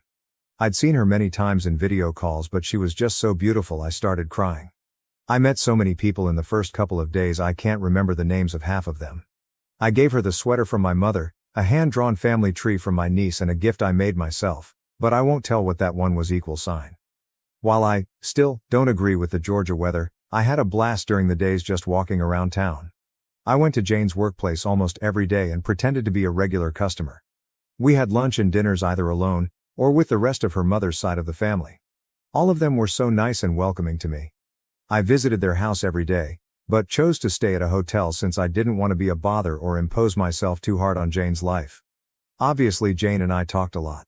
About anything and everything, but mostly about her upbringing and her mother. I mentioned in the previous post that her mother wasn't able to care for Jane. I didn't press that subject much at first, but it was unavoidable after a while. I won't get into all the details, but her mother is sick and has lost some cognitive functions. She recognizes Jane and some family members well enough, others not so much. We went to visit the facility where she lives and Jane introduced me by name, and not as her father. She sadly didn't recognize me, so I stayed in the background for the remainder of our stay. Seeing a woman not much older than myself in such a state was a somber experience.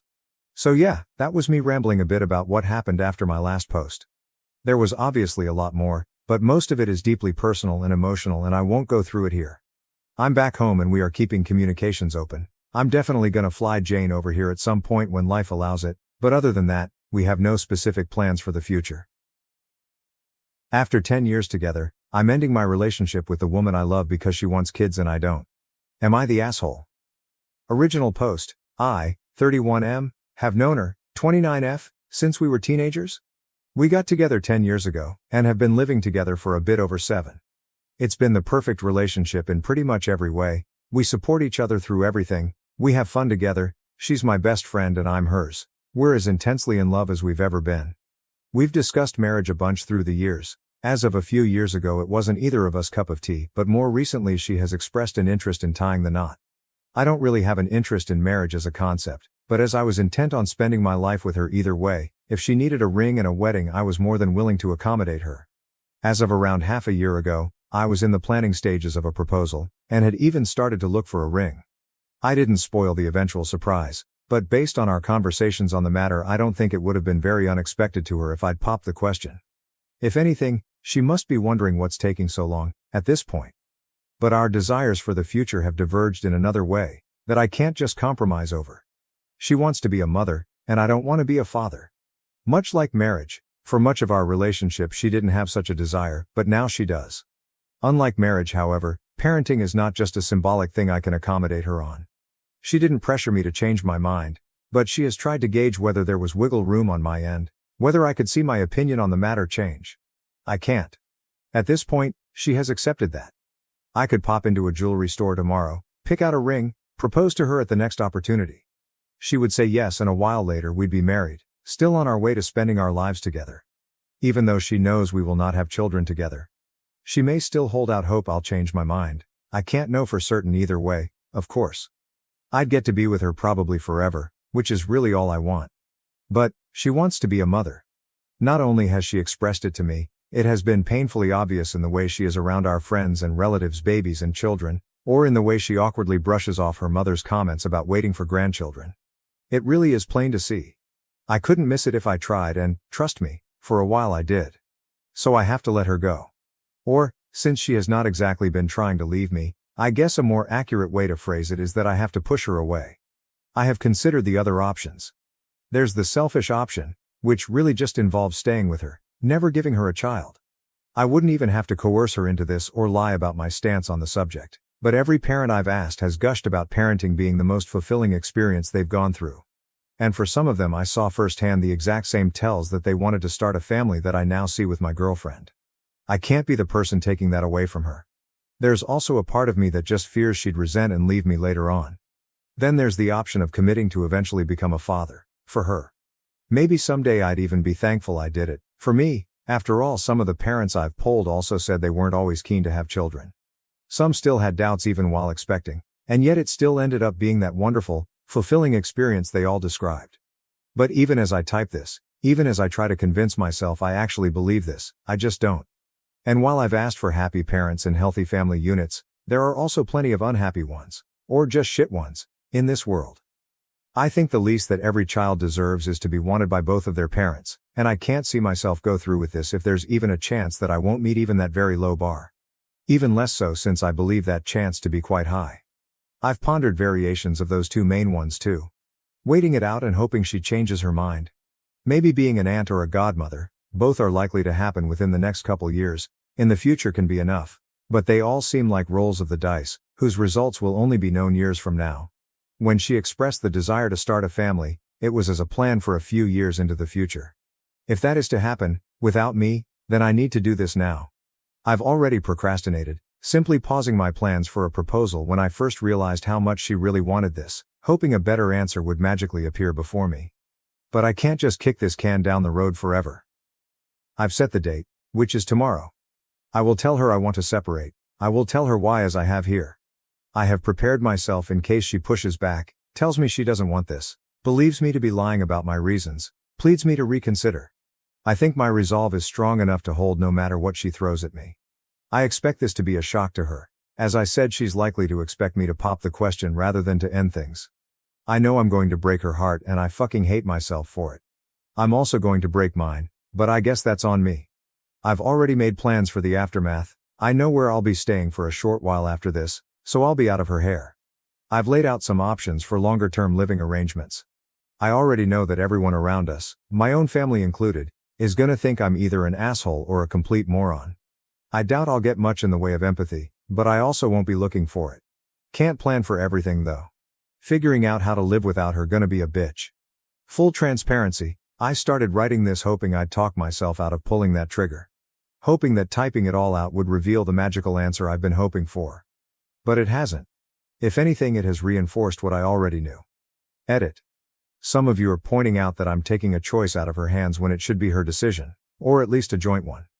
I actually agree. But for months now I haven't been able to shake off the feeling that leaving that choice to her is in some ways cruel. Can you imagine leaving the one you love, shattering their heart, so you can then seek something they couldn't give you elsewhere? The only reason I can make that decision is because yes, I'll be hurting her, but in the hope that she gets something she wants, that I can't give her, out of it. If the roles were reversed, I could never leave her for my own benefit. I know it's still unfair for me to just take away her agency in this. I feel shit about it. I feel shit about a ton of things right now. I'll feel even worse tomorrow. But I don't know what else I can do that doesn't force an impossible choice on her. Edit 2. So this got a wide range of responses. Some of you agree. Some of you think I should be more nuanced in my approach. Some are being really weird and trying to shove sexism into this, or making up fan fiction that twists this into me just looking for an excuse to break up with her. Some also are saying I should just force myself to have children, which I feel are the most bonkers takes. Lots of you are also saying I need a vasectomy. And yes, that is something I plan to do.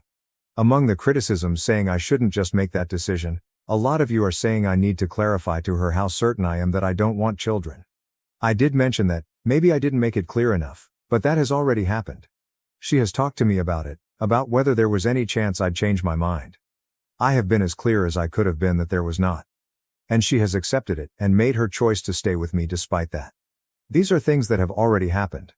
But despite making that choice, it has been clear, painfully so, that she still does want children. That is why I'm taking the decision out of her hands. Maybe I'm as dumb or as big an asshole as some of you are saying. Maybe I'm gonna ruin both our lives for no good reason. But there is no point at this stage in restating my stance and pawning the choice off on her again.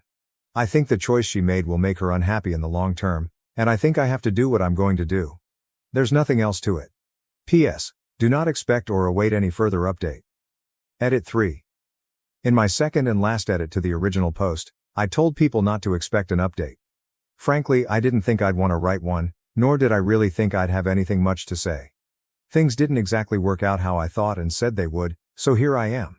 I did approach her last Saturday. I expressed what had been troubling me and explained to her why I thought we should go our separate ways. As I thought it would, it came as a shock to her. She told me that while she had been wanting to start a family with me, she thought she'd made it clear that she'd chosen me over that prospect, fully aware it would not happen. She emphasized that the with me part was essential to her, that she couldn't picture it any other way. I told her that I was aware of the choice she'd made, but that I did not want to be the reason she'd miss out on being a parent. That while I'm sure she didn't make that call lightly, that I can tell she still wishes to have children. She did confirm that wasn't a desire that had just disappeared, that it was still there, and that while that's true, I can only see her choice to stay with me leading to regret and resentment for her. I'm not gonna retell the whole discussion, those are the very rough broad strokes of both of our core positions, but it lasted hours, went through a range of arguments and emotions, cries on both sides, anger and distrust that I was being honest about my reasons on hers. I'd written in the original post that I thought I had the resolve to end things with her no matter what. As it turned out, maybe it came from a lack of resolve, or maybe she just got through to me and it would have just been stubbornness not to listen. But at the end of it, we agreed on just taking time apart from one another for the foreseeable future. On her part, she promised me she would truly take that time to think about all of it, to re-examine her feelings in depth. On mine, I committed to accepting her choice. The argument that convinced me was that this would be the first time in over a decade, the first time since we properly became adults, that we wouldn't be in each other's life, and that if the gain of perspective from being apart didn't change her mind, that had to mean something. Trying to see things rationally, I think the reasoning is sound. On a more emotional level, I cannot say I'm 100% certain I'm not just convincing myself of that, but overall I do think it's the way to go. The fact that, at this point, I don't know what she'll decide is one thing that makes me believe this was right. It also scares the shit out of me because, one of the two options is that I lose her. Might be dumb since I was ready to end it, but thinking about that prospect did and still does wreck me. Based on the responses I got last time, I'd wager many of you will think I was wrong to agree to this. Others advised exactly this, so maybe they'll be happy. Others, I'm sure, will still think I'm an asshole. Hopefully, this will turn out to be the right choice, whatever her decision ends up being. We have not set an exact time frame. I've asked that she take at least a few months as that sounds like a good minimum, and more importantly that she takes as long as she needs. We, obviously, won't be living together anymore. I'm currently staying at a hotel, but, her decision, she will soon, a matter of days, move out of our apartment at which point I'll move back in. From that point on, we will have no contact with one another at all, except for very strict exceptions which will hopefully not arise, emergencies, personal tragedies. And that's pretty much it. I miss her already. The next while is gonna suck. The aftermath may also suck. But then again, this doesn't suck any worse than I was expecting the aftermath of the definitive breakup I thought would happen would suck. I don't want to promise an update that will tell you how it all ends. That is months away. And I don't know that I'll be in a sharing mood. And that's even if this ends with good news. Sorry for that. Hopefully I will though. Update 1. In my second and last edit to the original post, I told people not to expect an update. Frankly, I didn't think I'd want to write one, nor did I really think I'd have anything much to say. Things didn't exactly work out how I thought and said they would, so here I am. I did approach her last Saturday. I expressed what had been troubling me, and explained to her why I thought we should go our separate ways. As I thought it would, it came as a shock to her. She told me that while she had been wanting to start a family with me, she thought she'd made it clear that she'd chosen me over that prospect, fully aware it would not happen. She emphasized that the with me part was essential to her, that she couldn't picture it any other way. I told her that I was aware of the choice she'd made, but that I did not want to be the reason she'd miss out on being a parent. That while I'm sure she didn't make that call lightly, that I can tell she still wishes to have children, she did confirm that wasn't a desire that had just disappeared, that it was still there. And that while that's true, I can only see her choice to stay with me leading to regret and resentment for her. I'm not gonna retell the whole discussion. Those are the very rough broad strokes of both of our core positions, but it lasted hours, went through a range of arguments and emotions, cries on both sides, anger and distrust that I was being honest about my reasons on hers. I'd written in the original post that I thought I had the resolve to end things with her no matter what. As it turned out, maybe it came from a lack of resolve, or maybe she just got through to me and it would have just been stubbornness not to listen. But at the end of it, we agreed on just taking time apart from one another for the foreseeable future. On her part, she promised me she would truly take that time to think about all of it, to re-examine her feelings in depth. On mine, I committed to accepting her choice. The argument that convinced me was that this would be the first time in over a decade, the first time since we properly became adults, that we wouldn't be in each other's life, and that if the gain of perspective from being apart didn't change her mind, that had to mean something. Trying to see things rationally, I think the reasoning is sound. On a more emotional level, I cannot say I'm 100% certain I'm not just convincing myself of that, but overall I do think it's the way to go. The fact that, at this point, I don't know what she'll decide is one thing that makes me believe this was right. It also scares the shit out of me because, one of the two options is that I lose her. Might be dumb since I was ready to end it, but thinking about that prospect did and still does wreck me. Based on the responses I got last time, I'd wager many of you will think I was wrong to agree to this. Others advised exactly this, so maybe they'll be happy. Others, I'm sure, will still think I'm an asshole. Hopefully, this will turn out to be the right choice, whatever her decision ends up being. We have not set an exact time frame. I've asked that she take at least a few months as that sounds like a good minimum, and more importantly that she takes as long as she needs. We, obviously, won't be living together anymore. I'm currently staying at a hotel, but, her decision, she will soon, a matter of days, move out of our apartment at which point I'll move back in. From that point on, we will have no contact with one another at all, except for very strict exceptions which will hopefully not arise, emergencies, personal tragedies. And that's pretty much it. I miss her already. The next while is gonna suck. The aftermath may also suck. But then again, this doesn't suck any worse than I was expecting. The aftermath of the definitive breakup I thought would happen would suck. I don't want to promise an update that will tell you how it all ends. That is months away. And I don't know that I'll be in a sharing mood. And that's even if this ends with good news. Sorry for that. Hopefully I will though. Update 2. So, I'm not quite sure how many people remember and/or care about my original posts. They're still up on my profile if you need a refresher. But either way, here it comes. First off, I did break our no contact policy once. A couple of weeks in, I reached out to let her know about my intent to get a vasectomy, which happened a few weeks after that. It was a short conversation. She told me she did expect I might want to do that. We both confessed to missing the other, and that's pretty much it. I hadn't told her before our break because I'm skittish about medical procedures and was still reading up on and talking myself into it. And I didn't wait till after, because I felt that was information that could help her reflection, and also didn't like the idea of either delaying the procedure for an unknown amount of time or going through with it behind her back. If that makes sense. Now, on to the conclusion to all of this. I won't keep you in suspense any longer. My partner and I are back together and have been for some weeks. Aside from my transgression, we had no contact with one another for the duration of the outbreak, until she reached out to me saying she had made her decision and asking if we could meet later that day, at our place. Technically just mine at that point, but you get it. Once she got there, she talked me through what she'd been doing during our time apart. She explained that at first she needed some time adjusting to life without me, not just in the sense of missing me as a person but also of not having a partner for the first time in a decade. Our experiences in that regard were rather similar. I guess we'd both grown to be somewhat codependent. Once she was past that, she started exploring her feelings on parenthood. One thing she did was talk about it with friends and relatives, both with parents, future parents as well as child-free couples, talking about their experience, about how they came to end up where they did. She also made a point to spend time with children, babysitting for friends semi-regularly and stuff like that. There was also a lot of pure introspection, thinking about her feelings as well as our relationship. She told me that while she does love being around children, she can confidently say that she doesn't need children of her own, and that she would rather be with the right person. Lucky for me, she still thinks I'm that person. While we both had to shed a bit of our codependency, the yearning and love for one another didn't go away or dim for either of us. Back to her thoughts on children and not having them, she said that she'd still have children in her life. Her brother and his wife are planning to start a family soon. My own sister, who is on good terms with my partner, already has one.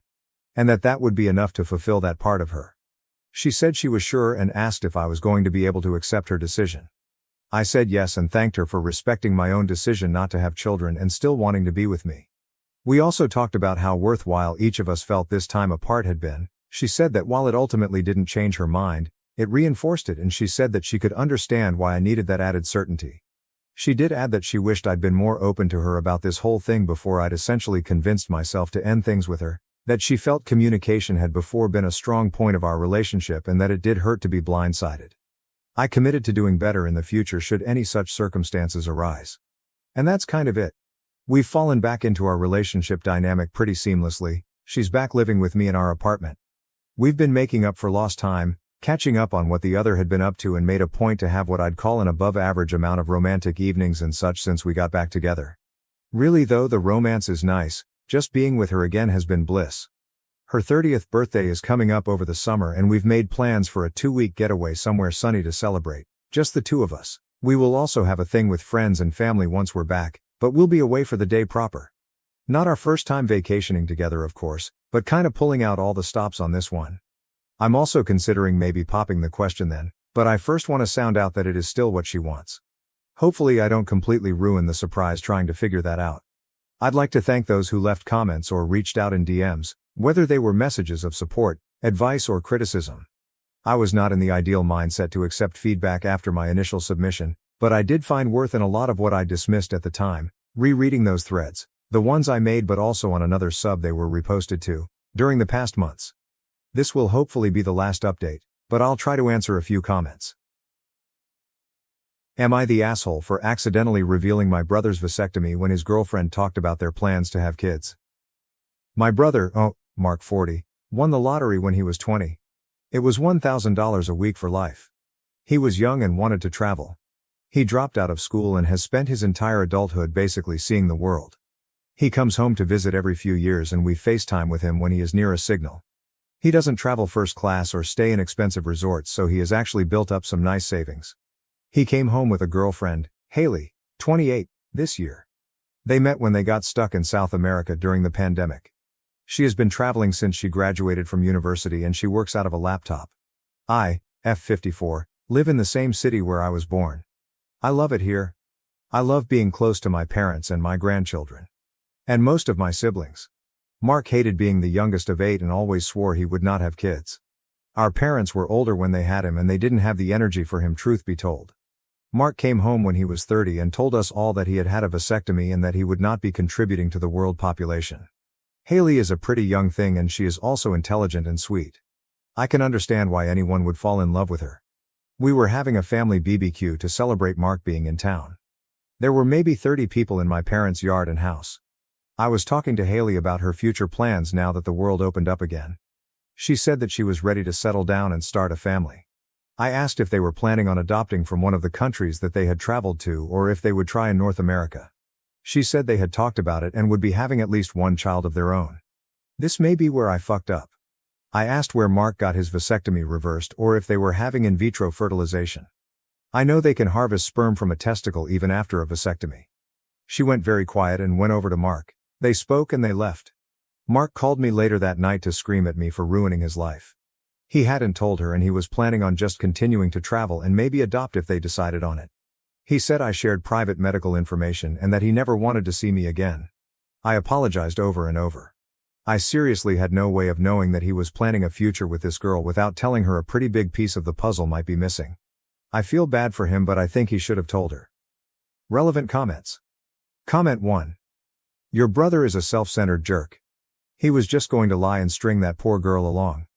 Thank you so much for telling her the truth even if it was an accident. God, what an $1 your brother is, shame on him. Please tell everyone he dates that he has had a vasectomy. OP. He's usually not in the country. OP on how old the girlfriend was when her brother met her. OP. I think she was 25 when they met. Comment 2. I mean, did you slip up or did you know you were kicking a wasp's nest? OP. They have been together for almost 3 years and are planning one biological kid. I assumed it must have come up. Comment 3. So they talked about it and he didn't bring it up on his own terms at all? Wouldn't that have been the time for him to tell his partner about the vasectomy? Update. My brother now refuses to visit our parents if I'm around because I accidentally told his girlfriend at the time that he had a vasectomy when she told me that they were trying for kids. So it wasn't that he was planning on reversing his vasectomy or anything, he wanted to do the same as that poor woman's boyfriend. Just lead her on until it was too late for her to have kids. He came by this summer with his girlfriend and I stayed away. I guess he told this one that he and I have a bad relationship and that I'm jealous of his riches, lol, after his lottery win. I'm not going to do anything about it, but I hope she finds out before he screws her future as well. Sort of a funny thing though. His lottery money may run out soon. It turns out that he should have paid more attention. The money he won was $1,000 a week for life and was actually only for 25 years. He does have savings, so he shouldn't be destitute or anything, but he also does not have a pension or anything. I am interested to see what happens in 4 years. Comments. Comment 1. You might have spilled the beans, but it looks like his secret was bound to come out sooner or later anyway. It's cool that you're not trying to get involved, but hoping his girlfriend finds out shows you still care about her. Comment 2. Where are your parents on this? If I knew my sons were this manipulative and deceitful, I'd be disgusted. I'd also be telling every single woman he brings home, which means they'd vanish, I'm sure. My mother moved out, moved away with her fiancé, and left me feeling abandoned. She was a terrible mother.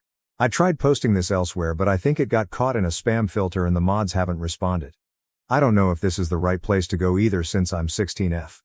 Like, I mostly live with my dad, but I spend a weekend every month with mom. They divorced 3 years ago. Mom moved in with my cousin and it was cool cause I went there all the time. Like a year and a half ago, mom made me go there, introduced me to this girl and came out to me and said they were dating. She and her fiancé are engaged now. She also said they were moving to Victoria in a week. So yeah, after a week she was gone. From where I am to her it's a drive, a ferry ride and then another drive. It takes a while to see her, that's why I can only go once a month. Since she left, everything's been so sucky between us. Now it's like a good morning message and FT good night for 5 minutes. And everything else that changed with her just dipping like that sucks too. I don't even like visiting her, cause it's like I don't belong with her and her fiancé, But I went cause I thought that she wanted to see me and I miss her a lot every day. This weekend I was in Victoria and she was FT my cousin while I studied and they got to wedding talk. She said stuff like how her life is 100x better since she left, how she's finally got real happiness in her fiancé. Her fiancé is her world now and can't wait to fully move on from her old life. It just made me so freaking angry, like her life is so much better with me barely in it. And move on from that old life? I'm from that old life. I guess she noticed I was pissed cause at night she tried to talk to me. I said I didn't want to talk but she's like she deserves to know when something's wrong with her girl since I always seem so depressed whenever I come over and that just made me snap and I lost it and started shouting at her. I was like I fucking hate the way she came out cause my life got a lot worse and it ruined things between us and it sucks that it's like she wants me gone cause she's happier without me. That started a pretty bad argument cause she was like I'm blowing it out of proportion. I just don't understand. And then mom just left the room but I heard her crying when I walked by her room to go to the washroom at night. In the morning her fiancé drove me to the ferry right after breakfast instead of after dinner. Since then it was just text cause I didn't want to talk to her. My dad and his GF have noticed my attitude so yesterday I told them what happened and he flipped, telling me I couldn't say that shit to my mom and his GF said I was an asshole for saying it.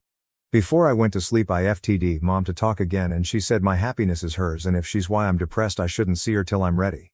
Now I don't know like if I was wrong to say that shit to mom or what I should do even. My fucking counselor is still in Barbados. My dad's at work and his GF's like she's staying out of it and my cousin did too. Again, sorry if this is the wrong subreddit. If there's a better one for me to post since the other one I tried doesn't seem to be it either. Please let me know. Update. So a lot of shit has happened since my last post and I just feel more shit than before. I didn't plan on posting here again but you all were so nice I thought it couldn't hurt to hear what you have to say. But I called my uncle, he wanted to see me. Cause I was scared my dad told him and then he's ashamed of me too cause he's gay and he's my fave uncle ever. So he picked me up after school and I went to his apartment and he just gave me a big hug because he knew something was up. So I told him what I said and why I said it and that I was scared he'd be mad at me too if my dad was the one who told him. He just told me he isn't mad and he understands and we played basketball at the court nearby until it was time for him to drop me off.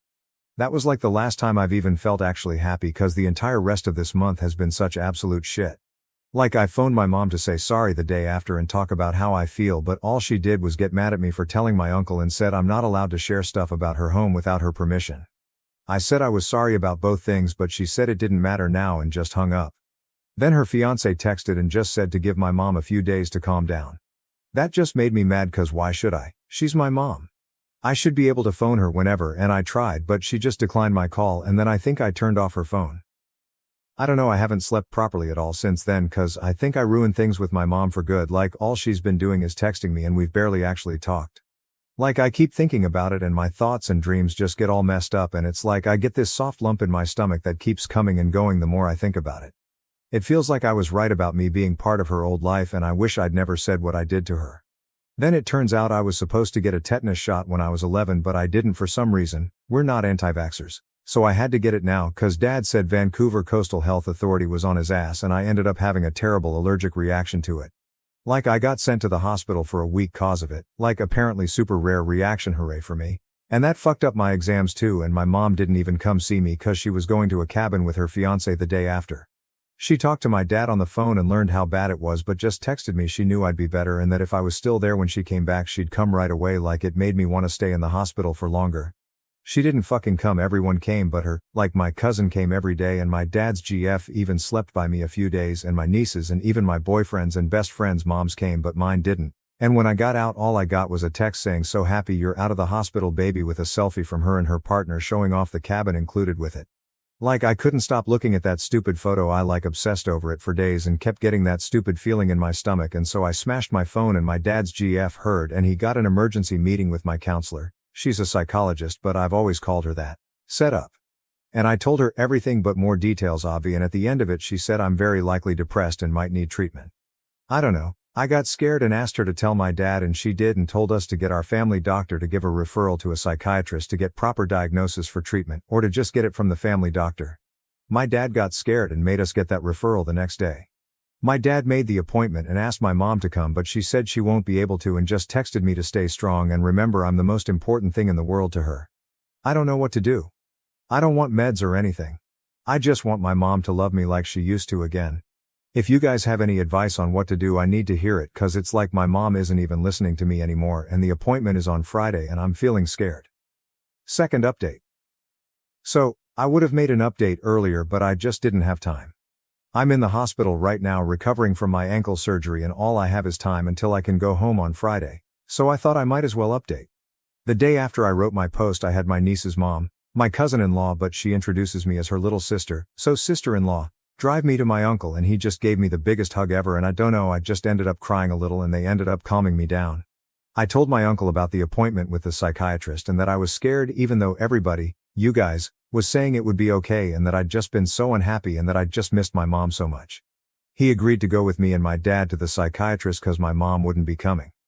I don't know, I just didn't sleep at all that night and just felt so scared in the morning and kept thinking about mom and didn't want to go to school either, but I did go, just felt so weird, like that feeling in my stomach was just there and not going away. Only hanging out with my boyfriend felt right and before lunchtime I just fell asleep in class and got sent to the office. They phoned my dad and he signed me out and dropped me off at my uncle's house.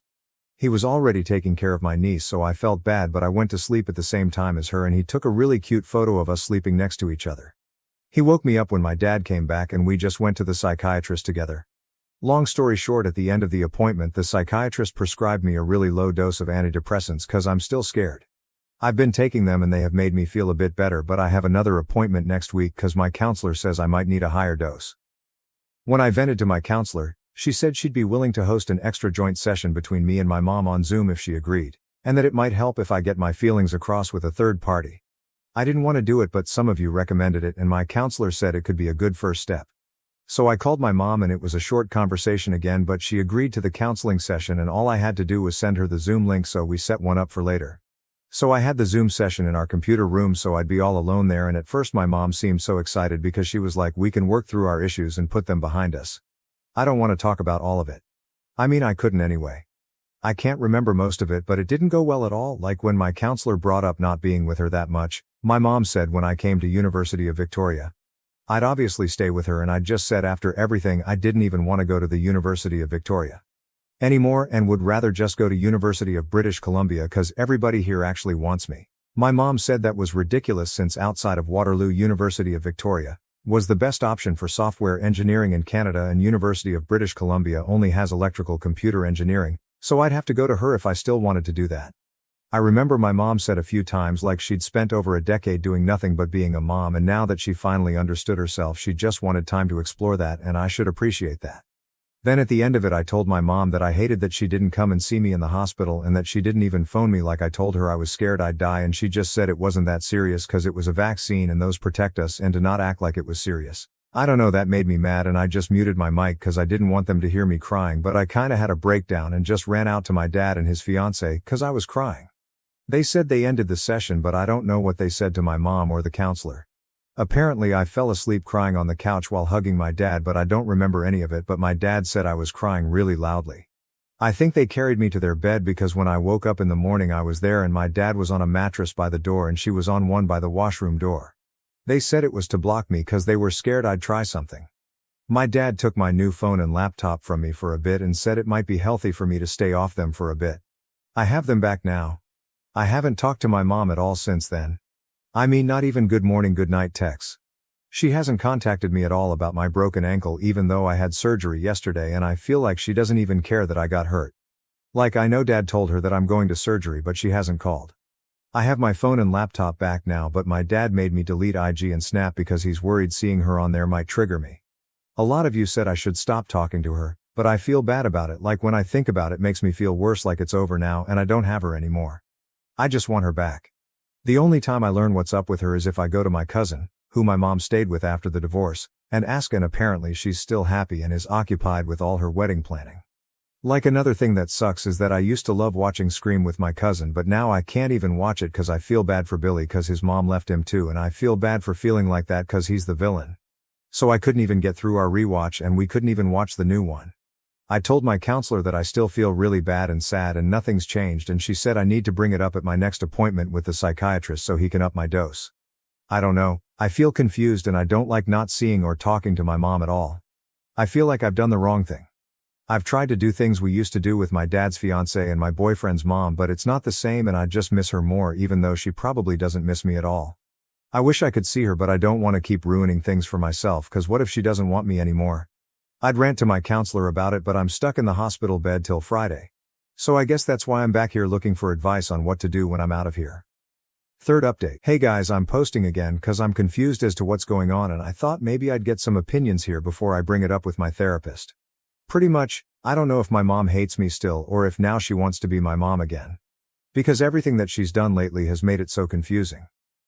So my foot is still bad. The doctor said it's healing, but I'm mostly confined to crutches or to a wheelchair, and so I'm not really able to go to a lot of places. I mean, I can go anywhere, but I don't go cause it just takes too long to get around. I'm guessing that my cousin told my mom because apparently she came to New Westminster and did her wedding dress shopping there with my cousin and her fiancé and she didn't even tell me. I know we hadn't talked since the therapy session, but she promised me that I would get to do that with her and she didn't even tell me. I found out because when I visited my cousin she showed me the dresses she was going to wear at the wedding and at the reception and the ones my mom and her got for me to wear at those. I was confused because I was sad she didn't take me but happy cause that meant she still wanted me there. Anyway, her wedding was on Canada Day and I went with my cousin to Victoria a week earlier. My dad did say I didn't need to go, but I didn't want to miss it. We stayed at an Airbnb that my mom got for some of our relatives cause her place was too small. She didn't come to visit me there, but my cousin went to meet her and I didn't go cause my foot was hurting really bad. When she came back she said my mom was really disappointed I didn't come as well. The day after I was going to go shopping downtown with my cousin, but then my mom came. Like when she saw me she didn't give me a hug like she usually gives. She just kinda held my shoulders and gave an awkward kiss on the cheek and said she's glad that I decided to come. Then she kind of turned me over to my aunt, my mom's cousin, to go shopping with instead cause she and my cousin would be busy that week with all the wedding stuff and making sure it all went perfectly so we couldn't go downtown. I love my aunt, so it wasn't bad going downtown with her. She didn't even mind pushing me in the wheelchair, but it wasn't what I wanted to do. 2 days before the wedding they had this really big family dinner where my mom and her wife were introducing people to their relatives. Because my foot got swollen and the boot was hurting it, I had to go in the wheelchair. So my mom didn't even introduce me to people, and one of the few times I was able to talk to her, this guy related to her wife interrupted us, asked who I was, and she just said don't worry about her and then had an aunt of mine wheel me away. That made me really upset, but I did feel a bit better because her fiancé's parents brought gifts for me. Not my kind of stuff. I think they thought I was younger than I am. The wedding itself was cool. My foot wasn't badly swollen then, so I was able to use my crutches. My mom acts so differently then and made me take a bunch of pictures with her and with her fiancé, and she seemed so happy and told me that it was the best day of her life only because I came. At the reception I wore the dress that she got me, but I couldn't walk in the crutches while wearing it. Not like the wedding one. So my aunt made me go in that dress and in my wheelchair even though I didn't want to. And my cousin said I could wear a different dress, but my aunt was like my mom got the dress specially for me and will be upset if I don't wear it. Then at the reception I wasn't seated at the table with family near the stage where she and her fiancé sat, but at a table with kids I didn't even know, even though some of my relatives younger than me were at the family table. My aunt said they moved me there because of my wheelchair, but I just don't get why I couldn't be with my family. My mom didn't even take a photo with me at the reception. She just came to me once and said hi, and I wasn't even in the family photo cause we didn't bring my crutches cause of my wheelchair, so my aunt said my mom told them to leave me cause they couldn't fit me in. Then the day after we were going home my mom came to say goodbye to us. She talked to me alone for a minute and then she said sorry for everything that happened between us before and that she was hoping we could get past it, but if we couldn't she was still happy. I came to her wedding. I didn't really get to say anything, cause she just hugged me and sent us on our way. I don't feel that sad about everything anymore though, cause I think that the antidepressants have been helping. I have been feeling happier for about a month now and nothing has happened to me like I was afraid. For the last 2 weeks, my mom has been texting good morning and good night again when I didn't do anything, like text, call or phone or FaceTime since the therapy session with her. It hasn't been more than that, but I've been saying it back. I'm just confused with the way she's acting and what she wants. Do you guys have any clue or advice? Edit, I wish I could say thank you to everybody who has commented and given advice. I'm sorry if I didn't respond to you personally, but it means so much to me that you guys cared. I've read everything and I will be bringing up a lot of this with my counselor. Thank you guys so much. I love you all. Fourth update. So I got a phone call from my mom and I did answer, cause I guess I was curious, cause she's only been texting me since her wedding and she said she wanted me to come over, and even though I was really missing her, because I was going to go with my uncle's family to Seattle that weekend, I said no. I think I would have said no anyway because I was just planning on staying away like everybody here suggested, and My counselor also said that it might be good to define my life without her. She said okay, but then the day after, I think she phoned my dad because he said that I had to go to Victoria instead. I told him I didn't want to go, but we ended up arguing and he said that I didn't have a choice and my uncle would take me somewhere when I got back.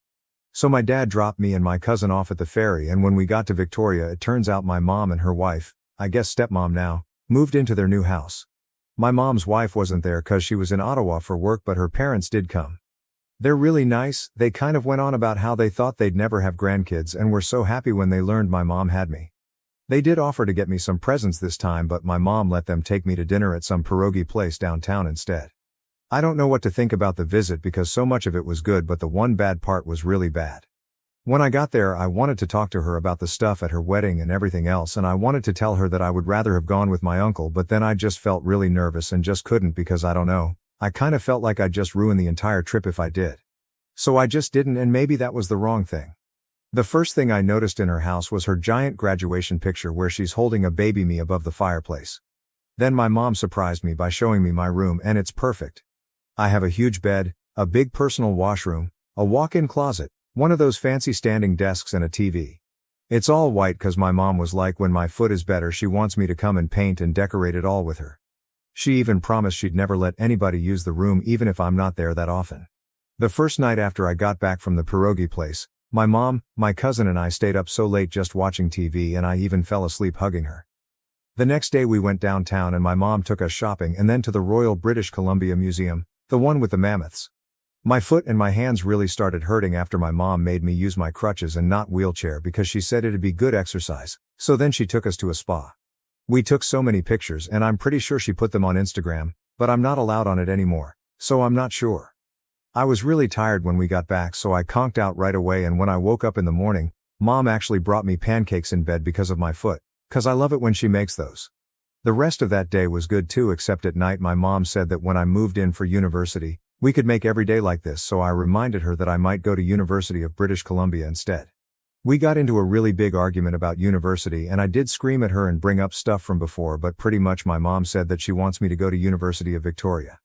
If I still want to do software engineering, and said that if it was any other kind of engineering I wanted to do she wouldn't mind paying for the University of British Columbia, but that it's not good for software. She did say she would still pay no matter where I went, but she'd be really disappointed if I chose not to go to the best university for my degree where I could stay with her, just cause I blamed her coming out and moving for everything bad that's happened to me since then. She also said I needed to stop exaggerating how bad everything has been because it shouldn't make me change my university plan. I tried telling her that's not what I meant, but I couldn't say it right and I fucking started crying and she seemed to get really mad. She didn't yell or anything, but she just gave a frustrated sigh and said I needed to stop crying, grow up and accept that she handled things the best way she could and my attitude problems were why it's been a bad year for us. That just made me cry more, and she said if I don't grow up I'm never going to get a husband, and then left the room. I just kind of kept crying cause I don't feel like any of that is true, and the husband part was so fucking weird and I honestly can't stop thinking about that part specifically. Half an hour later, she came back with water and made me drink and started telling me how if I want to do computer or electrical or any other engineering she'd support the University of British Columbia but not the University of Victoria. Is the best for software outside of Waterloo, and she doesn't want to send me so far away but will still pay for it if that's what I choose. I don't know why she wanted to keep talking about that, but I didn't, so I just agreed when she said she'll take me to talk to an advisor to convince me next time I come over. Me and my cousin left early the next morning, so yesterday. And my mom said she'd try and come over for my birthday because her in-laws really wanted to attend and that she'd try and make an appointment at the University of Victoria. Once my foot's better. The thing is that argument was the one bad thing about that visit. Everything else would have been perfect because it was just like it used to be with her, and I don't even know if I'd be posting if it had been, but I just can't stop thinking about the stuff that she said when we argued. I don't even know why she said the husband thing. I just don't get what the fuck she meant by that, or why she would bring it up. I'm not going to smash my phone this time, but I do feel mad thinking about it. I told my cousin about the argument we had on the way back and she told me she personally thinks I should go to University of British Columbia and would try to convince my mom, but that she thinks she just wants me to live with her again. I told my dad and his fiancée about it and he apologized for making me go but said that he had to. He and his fiancée have checked on me a dozen times already. Like, I'm get that stupid fucking feeling in my stomach again every time I think about it, and I wish I'd been able to go with my uncle instead. But I am going to spend the rest of the week at his apartment, so I guess it's fine. I'm going to go to my counselor again today before my uncle picks me up. Does anybody have any advice for me that I can bring up? 'Cause we went through comments posted here last time. Fifth update.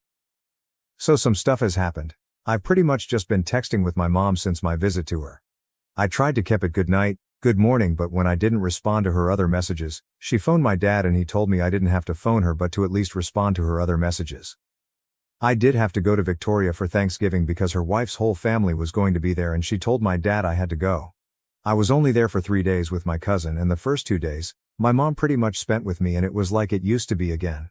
Like she and I went shopping, we even cuddled to sleep watching TV again, but the third day she and her wife were focused on the dinner and guests and everything, so I get it.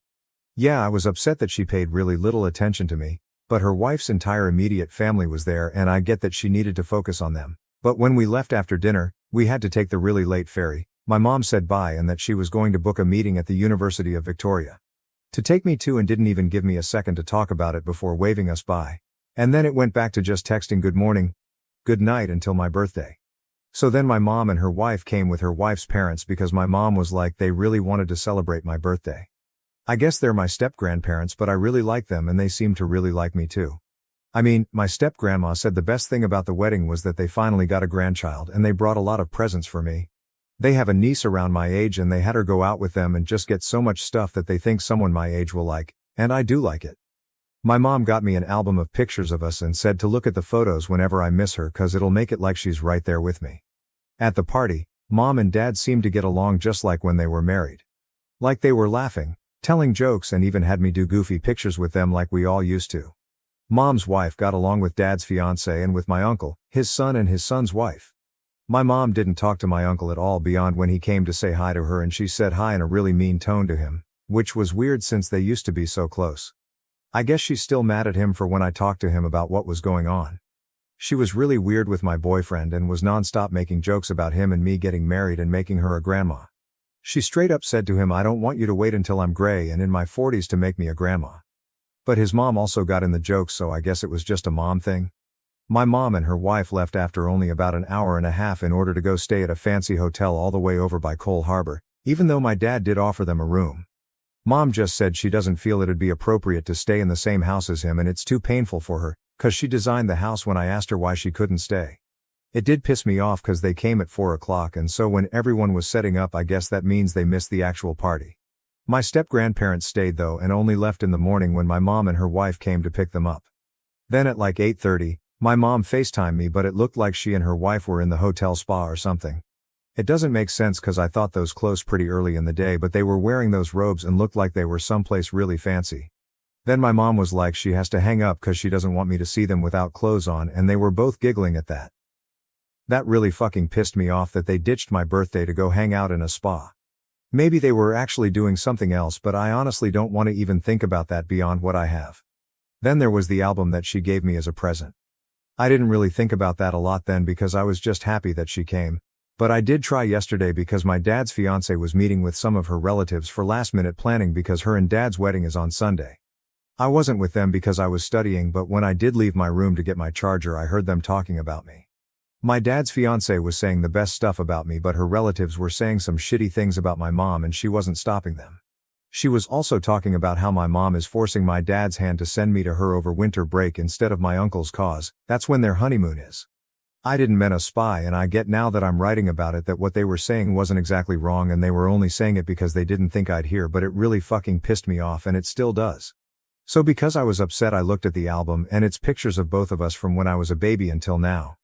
Behind each picture she slid a note about why that memory is special or what the picture means to her if she can't remember. But it just made me angry because of how few photos there are from after she moved to Victoria. Most of them are the ones of the wedding day and barely anything before that. There's one photo in it that was like a month before she came out and it's when she lived at my cousin's house and pretty much I surprised her with cookies that my cousin and I made that day. When I surprised her, she hugged me so tight and told me she was so proud of me and my cousin took the photo on her phone. But that night I found her crying in her room and she said it's because I'm growing up and said something like how she wishes she could live in moments like that forever since she's so proud of me. And it just makes me so mad because that's what I want back and the fact that I'm not even in photos of her pre-wedding events and reception and so much other stuff in Victoria just makes it seem as if the album is her giving me proof that I've barely been in her life and that I should be happy for it. And I know I shouldn't be thinking that because she actually gave me such a good gift and I'm poisoning it in my own mind instead of valuing it and all the memories inside. My therapist has been trying to help me define life without her, and it's hard because I don't want to, because I can't let go of this feeling that it could be good again and I don't want those people to be right. My therapist says it's all right to want that, but for my own sake I need to, in case it doesn't ever happen, and it'll help once I'm in university, so I've been trying but I hate it. So, I guess I came here again to ask for advice and stuff I can bring up in therapy. Relevant comments. Comment 1. I also thought that perhaps the grandparents-in-law saw how little OP was being acknowledged and wanted to change that. If they were really crazy about having a grandchild, they would probably want a genetic one. I think they might possibly be decent people trying to help that poor neglected kid. Op's mother is a cruel, disgusting human being. Comment 2. I get that feeling too. Mom was completely okay with leaving her old life, her daughter, behind, until wannabe granny grandpa started wanting to be involved. Now daughter has value. It's so infuriating that all these adults, minus the uncle, keep blaming shifting onto her. Like, why does this kid have to make all the goddamn adjustments in behavior and attitude? Of course she is depressed that her mom threw her away. But this kid keeps acknowledging. And she could be handling things better instead of making them worse. She isn't. It is normal to be mad at mom for treating her like an unwanted wedding crasher. She justified every shitty thing as something she, the kid, could have done better. No. She could have had a teenage meltdown when mom ditched her for the wedding dress shopping, or when she didn't even introduce her at the wedding. Being put at the kids' table. Fucking police. Comment 3. The husband comment makes way more sense now if she wants her to have kids. That's totally why she said that. She wants her daughter to have kids so the in-laws have grandkids. That's totally it. Why would a lesbian make a comment like that to their daughter? It seems so weird and not something a gay person would say. But if she wants her daughter to have kids, of course she wants her to have a husband. She probably wants to speed that process along. What a fucking awful thing to say to your 16-year-old daughter while she's crying. Instead of being empathetic and understanding, she dismisses her feelings, insults her, then tells her she won't ever get a husband. I hope this girl realizes she doesn't need her mom. She's not at fault, and she gets better with her depression. Am I the asshole for getting rid of the foster child my family has had for 7 years, and I don't care if it makes me a bad person? Firstly, please reserve judgment until the end. If you still think I'm a bad person after reading this, I won't stop you. I'm a 30-year-old man. My mom was a foster carer for the last 11 years before she passed away, and she made me promise that I would take over when she died. She had heart failure, but had lived for 7 years after diagnosis. She had 2 foster children, John and Paul. John came to live with us when I was 19 years old, and he was 8 and had severe behavioral issues linked to his trauma. My world was turned upside down. But I very quickly grew to love him. Underneath the trauma and the difficulties, he was an amazing boy who I loved with my entire heart. He's now 19 himself and still lives with me. He just finished high school and I have no plans to move him out until he is ready. John and I have a great relationship. On the other hand, Paul is 16 years old. He came to live with us when he was 9. Paul has severe special needs, and no matter how much I've tried, I just cannot connect with him in the same way I did for John. Whereas John's behavior never bothered me, with Paul they do. I find him frustrating, and I have to remind myself that he is only on the same level as a 3/4-year-old mentally, and it's not fair that I get frustrated at him. When Mum was still alive, she took the main role of looking after Paul, and I supported her. Which was okay, but I knew that when she was gone I would struggle with him by myself. I didn't sign up to do this. I didn't sign up to look after him for the rest of my life, I just didn't. Mum died 6 months ago, and I said to myself I would try. I kept Paul for all this time, but I just can't cope with him. I can't. I told my social worker that he needs to be moved by the end of the month because I just can't manage.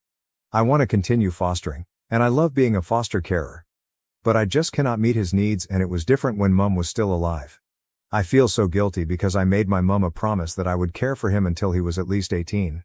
But I'm building resentment towards him, and it isn't fair on him. He deserves to have someone who loves and cares for him in the ways that I just can't. So yeah, call me selfish, call me scum. Whatever, I deserve it. Relevant comments. Comment 1. Have you looked into state programs that could help with having a nurse or special needs caregiver to help with the burden? Uprooting Paul could hurt him even more, and he might be looking at you for support. Look into some programs to help and see what they say.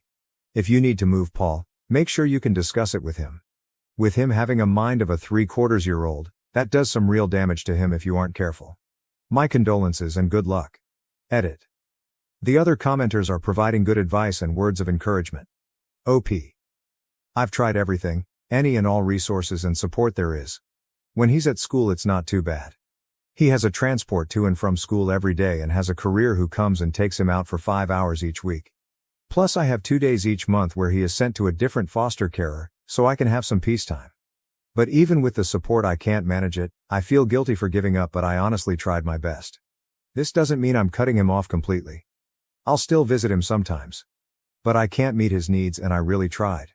OP responds to multiple questions about Suck It In and continuing with fostering Paul and if there are any programs or residential homes that work with people like Paul. OP, no. Don't worry, they already have a place for him in a residential home. I don't know if the system is different in different countries, but giving notice here on a placement isn't seen as the end of you fostering and I didn't have to justify it beyond, I just can't cope luckily. Because I would have broken down if I had had to find justifications for it. It's funny. My mum used to say that the agency would always have had a way harder time playing John than Paul. John has very mild learning disabilities, but mainly linked to trauma. And had very bad behavior, even now, linked to his trauma, even though it's way better than when he was 8 lol. He's given me black eyes and bloody noses, smashed my laptops and TVs. And there was never a point, throughout all of that, where I ever thought I wouldn't give up on him. I would foster another child like him in a heartbeat and struggled to see why anyone wouldn't. To me he was just a kid in a tough spot and our love helped him. My mum explained to me that children like him are actually harder to place because people are less forgiving of behaviors without a cause they can physically see, like an obvious learning disability. I really tried to extend that to Paul, genuinely I did. I just couldn't. It just didn't click. I can't do the care he needs, sadly. And it's gutting for me because I really tried. And even though, I don't feel that intense love for him that I do for John. I would never want Paul to be put in harm, or not cared for. That isn't how the foster care system works. Me being unable to cope with Paul who has extreme needs means I should never be able to care for potential 10s of children that I can support throughout my lifetime. Because I cannot support one child is severe. Sen means that any potential foster children that I could support should what? Just continue living in residential group homes. Have a think about how that logic works for you. Me admitting I can't cope with one child means that 10s of future children could go without care and love in your world. Does that make sense to you? He is already on the highest package of support, which is immense, and I'm entirely grateful to my agency. But even with it I'm not in a position to support him how he needs it, unfortunately. He already has a place in a residential home, and I will still visit him. I don't want to just move him there and pretend he never was part of my life. I'm not that heartless, at least LOL update. It has now been a few days since Paul moved out, so I thought I would give a little update. Firstly, I want to thank everyone who took the time to read my previous post and for those who offered support and understanding. It meant a lot, honestly. Paul has been placed with a new family who specialize in caring for children with severe special needs. I believe this is the best environment for him, and he seems to be settling in well. I am keeping in touch with his new carers, and they've assured me that he's receiving the care and attention he needs. At first the house felt different. Quieter but also emptier. There's a lingering sense of guilt, but I'm also more at peace knowing he's in a place better suited to his needs. John and I have had more time to spend together, which has been nice. We've talked a lot about everything that's happened, and I'm grateful for his understanding and support. I've also started seeing a therapist to help work through the guilt I've been feeling and to help me grieve. Yesterday, my agency reached out saying they have 2 little boys needing housing for a short-term placement. They said initially 6 weeks, but it could be extended. They are coming tomorrow, and I'm excited. They're 9 and 11 and are coming directly from their birth families. This will be my first proper placement, so I would be lying if I said I didn't feel a little anxious. Thank you again to everyone who reached out. Relevant comments. Comment 1. It sounds like everything is working out well for both you and John as well. Paul and the kids you're able to help now with these 2 and in the future. Good job taking care of yourself in this difficult time with therapy too. Comment 2. So glad to hear you made the right decision. Sounds like you're very awesome and I hope your new placement will be a good fit. Debbie Coleman 1010. Good luck to you and all the boys. You did the right thing for you all. You tried and it just didn't work out, and anyone telling you differently has never even come close to taking care of someone with severe disabilities. Fiancé's graduation party exposes dealbreaker, LGBTQ+ acceptance splits 4-year relationship. We met in college and decided to not get married until we graduated to focus on our studies, and we have been dating for 4 years. He proposed to me during his last semester of his master's program, and he is studying to become a teacher. I graduated with my bachelor's not too long ago, but his graduation party is showing a side of him that I believe to be a deal breaker. His graduation party will be held at his father's house, which has a pretty big backyard, and many of the people from our wedding will be going. However, unlike our wedding invitation list, he said he didn't want to invite Jason, fake name, and his parents because he recently came out as gay, and that led to a conversation. Jason and his parents were invited to our wedding, so that made me ask why he didn't want them at the graduation. He said that the wedding was an us thing, and that he was willing to compromise because it was our wedding. But when it came to the graduation, he said it was a him thing because he was the one who graduated, so he didn't have to compromise, because he did the school work. When I asked what he meant by compromise, he said he'd tolerate Jason at our wedding because that's what couples do, but the graduation was about him. When I asked if he'd support potential future children that came out, he said he'd tolerate it for me, although he disagreed with it. It is my fault for not asking that question earlier before we became engaged, but he made his stance clear. He said he'd be more distant to a child that turned out to be gay and would probably let me do more of the parenting if so. He's always been a gentleman and amazing to me, but he grew up religious, parents were Christians, although he said he's not anymore. I don't think we have a future after he said he would distance himself from a child who came out and leave it to me, and I just want to ask how to tell him so. I'm thinking about another conversation like we had, but I want to ask for the best way to go about it. What would be the best way to tell him that I don't think we have a future together given his stance? First update. iReddit recovered June 11, 2023. A lot of people suggested talking to my fiancé in an open space or my parents' home about my deal breaker, but I wasn't able to do it at my parents' home, although I got to talk to them and they agreed with my reasoning. They said they were disturbed by how easily he admitted he would distance himself from a potentially gay child and that it was a good thing it came out before the wedding. I also got a lot of people calling me out for not broaching the topic of gay children or how he felt about LGBTQ in the years we dated, and that's on me for never thinking to bring up. Going forward, it will be something I ask early on before getting emotionally invested in a relationship. Because I couldn't speak to him at my parents' place, we ended up talking at a place we went for lunch, and I told him that I couldn't go forward in the relationship because he repeatedly said he wouldn't accept any children who came out. But when I said that, he didn't try to take it back and said that he was willing to compromise for me. He said it was better than pretending, to agree with coming out and that he was being honest, but I told him I was done because of his beliefs, and he didn't take it well. He took it fine at the restaurant and finished lunch without saying much else, and he kept saying I was overreacting and that he couldn't believe I wanted to end the relationship over him wanting to compromise. My parents have been helping me with canceling the wedding, but he took his spite online. He made a Facebook rant a few days after that, doubled down on a lot of the things he said, and he said he made it to explain his side of things. He said that I was breaking up with him despite him being honest about his willingness to compromise and not hiding it like many couples internalize things. He also said our country was changing things that were always wrong, such as gay rights, and he said that people were trying to shove gay rights down everyone's throats. He also said that you can't say anything these days because of canceled culture and Me Too catering to sensitive people. And he said that the value of education was dropping because people were becoming more stupid. He also said that that was why he wanted to become a teacher, because there weren't enough good ones, and those were just a few of the things in his rant. He also said that Me Too enabled people from the consequences of their behavior, when they should instead look at themselves in the mirror and how they dress too. He never said anything about Me Too during the duration of our relationship or anything that was outspoken about gay rights until his graduation planning, and it was honestly surprising to read what he wrote. As I said above, I will be asking these questions at the start of dating going forward. Lastly, some people suggested reporting my ex-fiancé to the school in my previous post because they said he could be harmful to gay students, and I especially agree after the post he made. I did receive a lot of hateful DMs from people who agreed with my ex and said that I'd be wrong to contact the school. Some even accused me of considering canceling him in DMs and a few comments on my last post, but I don't see it as that. I see calling the school as something that's important because this mindset is harmful to so many, and he is already a substitute teacher at an elementary school. He began subbing before he graduated. I want to ask what would be the best way to go about it. Whether that would be an email, phone call, or potential visit to do it in person. I have already screenshotted the post he made, and I've only answered questions about the breakup from people who have called so far. My parents are helping me with some people who have called them too, but that is my last. Second update, August 20th, 2023. I didn't really plan to make another post, but I received a lot more DMs after my update was shared that made me want to come back, And I read through many of the comments there too, which made me want to address something. To those who called me out for not seeing any signs of his homophobia earlier. You're absolutely right. I just assumed the best and never thought to question it, but I will now ask the tough questions going forward at the beginning of future relationships, such as political stances along with opinions on race and gender, and that should help prevent time from being wasted on people similar to my ex.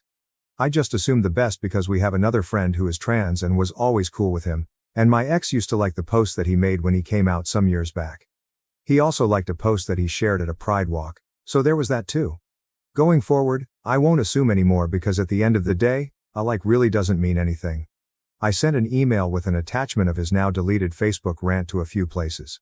The school he subs at was subbing at before he graduated, and the school district along with the county office of education where we live, thanks to advice provided by a commenter who I DM'd for more advice.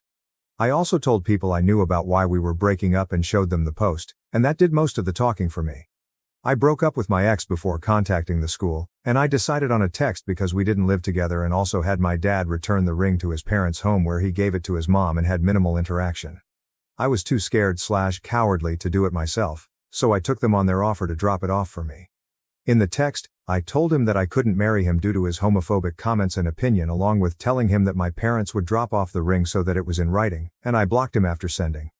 He didn't have any belongings at my place, but he's been livid about the way I handled it, and I'll admit that I was afraid to do it face to face because I was a coward, but he took to Facebook again. He made another post talking about how dad returned the ring instead of me and that I didn't give him credit for being honest about his willingness to compromise, and proceeded to ghost him, pretty much erasing the purpose of his deleted post by referring to the same points. I'll admit that I was cowardly about how I handled it, but what really surprised me was when his dad took to Facebook about it too, and he accused me of canceling him for an opinion he shared, along with saying that communication in marriage is dead. He called me reader_Ed in his post and that people like me were the reason Trump lost, because no one had morals. He also said that Trump needed to win again to stop canceling culture, because his son was punished for his opinion. I want to remind you that my ex was not religious despite his parents being big Christians, but I'm guessing he vented to them about it and is back involved in some way given the post. The last thing I'll say is this, and I kept it to the end because I'm not looking for advice, as I'm only taking it from a lawyer on this matter that my parents have helped me contact. My ex called my job and apparently told them that I had CP and that was why he left, and I don't know where he pulled that out of his ass from. I don't know if he talked about the emails I sent to the district involving his post, but my dad seems to think that it might be retaliation, although he's not sure, because it's only been a few weeks. He thinks it could be retaliation for my letter to the district or for ghosting him, but we're looking into a lawyer, as I was recently made aware of the accusation at my job when I was talked to, and that is where my focus lies. I'm not going to make any future posts because I've still received a lot of hateful DMs telling me that I was wrong to report him to the school, but I stand with my decision to do so. I really appreciate the advice I received and hope that at the least, telling the school will have done some good. Someone also suggested looking into LGBTQ things to support and give energy to, and I'll look into that once I'm past this job situation. Third update, September 9th, 2023. I said that last time was going to be my last post, but I really mean it with this one. Before I get into why though, I just want to say again that I'm sorry for not seeing his homophobia earlier. Many people have cursed at me in DMs asking how 4 years of dating never showed it, and I thought I apologized in my last post, but I kept getting those messages, so I just want to say again that I'm sorry and that going forward, I'll ask for political gender beliefs on the first date to not waste time with potentially hateful people. I'm just tired of being yelled at about it, and there have been some supportive comments too. But the majority of them are either calling me out for not seeing it or for wrongfully canceling him and agreeing with many of the points his father made in his Facebook rant. If the news was on TV as we were doing something, eating, my ex didn't voice his homophobia then as many asked. And when we talked about kids, it was wrong of me to not ask what he'd think if they came out. Lesson learned for next time. As previously mentioned, we also had a friend who came out, and he's very close to them and accepting. But with that out of the way, I'll get to why this is my last post aside from the majority of hateful DMs. My ex's dad hasn't stopped posting about me on Facebook, and it's all pretty much the same as canceling culture rants from last time and calling me a leftist, among other things. I have also received a number of social media DMs spouting similar hate to the DMs I received on Reddit, and I directly blame him and his dad for this. I mentioned last time that I was looking into a lawyer, and my parents have helped me with the search, which has been helpful because of how his dad continued. His dad posted my socials and home address to one of his Facebook posts, thus why I deleted my Instagram. and he said that he was going to cancel me back too. Another reason I contacted a lawyer was because I received a threatening DM, but that's the most I'm gonna go into specifics. I only received one of those, but it was enough to make me and my parents want to be on the safer side. And that's another reason why I'm done making these posts, because I want this whole thing to be over soon. I really appreciate the supportive DMs I received in the midst of the hateful ones, and I also appreciate the majority of supportive comments from Boru that were sent to me by someone in a DM too. I really hope the whole thing is over soon because it's been draining, but hopefully the lawyer can at least provide some peace of mind. Fourth update, January 27, 2024. I'm going to update the bottom of my post, instead of a new one, because of the sensitivity of what's happened the past few months. The past few months have been really tough, and the encouragement I've gotten from reading my story on Boru has helped more than I can express. Everyone there has been really supportive, so much to the point that I reread the comments for reassurance when I feel down sometimes. When I broke up with him and told the school about him, I didn't know the next few months would be so tough, so I need to vent to get it out because things have been stressful. When I mentioned how my ex's father has been posting about me on Facebook in my previous posts, he posted my home address, and a link to my socials, in one of his rants, where he said he'd cancel me back for canceling his son. And that led to me, among other things, looking into a lawyer. However, I also moved back into my parents for a few reasons since my last post. Someone slashed my tires in front of my home at night, and to this day I don't know who. I have no proof that it's connected to him putting my address on Facebook, but I think it could have been. I also made a police report, but they didn't find who did it. I also mentioned in my last post that I was getting threats without going into specifics. But to be honest, some of them were DEA_H threats that gave me lots of anxiety. I'm guessing they could be from some of my ex's friends or his father's, but I also received a lot of messages on my socials, since his Facebook post where he linked my socials, that led to me deleting my socials, many cursing me out and calling me woke among other things. My Reddit posts were also picked up by numerous TikTok accounts that share Reddit stories with a video game playing in the background, and I was recently made aware of 3 of them that seemed to garner some attention, one with 80k views and a couple hundred comments. Another with 20k, and a fair bit of the comments were supportive of my ex. That also directed traffic back to my Reddit post that led to a few more hateful DMs since my last update, along with a fair bit of supportive ones too, so that was another wave of messages to go through. I have no quarrel with the videos themselves because many comments were supportive too, and the channels share other Reddit stories too. The fact that some commented in agreement with my ex doesn't make the video bad either, but was just a realization of homophobia. Some comments made fun of Jason for coming out while others said my ex was right to uninvited him. It's just been a lot, and I came back to get it off my chest. I know I'll get more hateful comments after updating, but I also want to say I don't regret what I did. My ex hid his homophobia. We had friends who came out who he supported, and he came to pride marches with them too. As many commented, the mask came off eventually. In regards to the CP accusations from my ex-father, child pornography for those who were confused in the comments in my previous post where I didn't indicate, my parents helped hire a lawyer, but I won't go into specifics on that. All I'll say is that we're taking it seriously and are taking legal action against it. If anything comes from it, I'll share it in an update. The tire slashing and threats also did a number on my mental health, but it showed me some things too. The DMs also showed me just how ruthless people are, strangers who would never say such things to my face. I'm considering moving out of state, but I'm currently with my parents for safety reasons now. I especially appreciate reading the supportive comments DMs that aren't hateful because they really help, and I'm also with a therapist, but progress hasn't been great yet. There's a lot of mental health stuff I don't feel comfortable going into specifics about. It's been a lot of craziness, but I hope it calms down with time. Final update, made by OOP's parents. August 3, 2024. I have been in contact recently about something my husband and I wanted to share, and we asked if she would post it to Boru after they covered some of our daughter's updates. The person who made the previous updates was our daughter, and she shared the post with us as we tried to navigate her situation. Many of the comments from Boru were very supportive, and that is a big reason why I'm here today. The main reason, however, is because she committed suicide a few weeks ago and the funeral has already happened. We fully supported her decision to leave her ex after he showed colors we hadn't seen before. We were also in the process of receiving legal advice regarding the accusations that were made against her too. But even as we did, she was often overwhelmed and depressed. Even to the point of not wanting to get out of bed sometimes or even eat on certain days. We were able to help her find a therapist, but there was so much going on all at once. From the death threats in DMs to the slashing of tires and her ex's father posting her address alongside one of his online rants, she ended up taking an unpaid leave of absence from her job shortly after the slashing to move in with us. Before that, her job also called her into the office to discuss the allegations made against her from her ex, and the culmination of everything was so overwhelming. Her ex and his father posted so much about her with no regards to doxing her, and we are in the process of pursuing them legally for the role they played in everything. Regarding her ex, he is still a teacher as of writing this. His father hasn't stopped attacking her online even after she passed, and we have documented everything he posted. We also told everyone who knew her how proud we were not only of her decision to break up, but also to ensure that his hatred wasn't spread to others by reporting his post to the district, and we owe thanks to the many Redditors who told her how to report it to the district. There were also some comments in DMs that said she brought backlash upon herself by reporting him, but we believe that she did the right thing and that she was braver than most might have been in her shoes. She could have done nothing and simply broke up with him, and no one would have batted an eye. She wasn't obliged to do anything else. But she felt convicted to care for kids she'd never meet. And if she prevented one kid from falling prey to his hatred, it is that much more worth it. For her sake, we are continuing to pursue her ex and his father legally.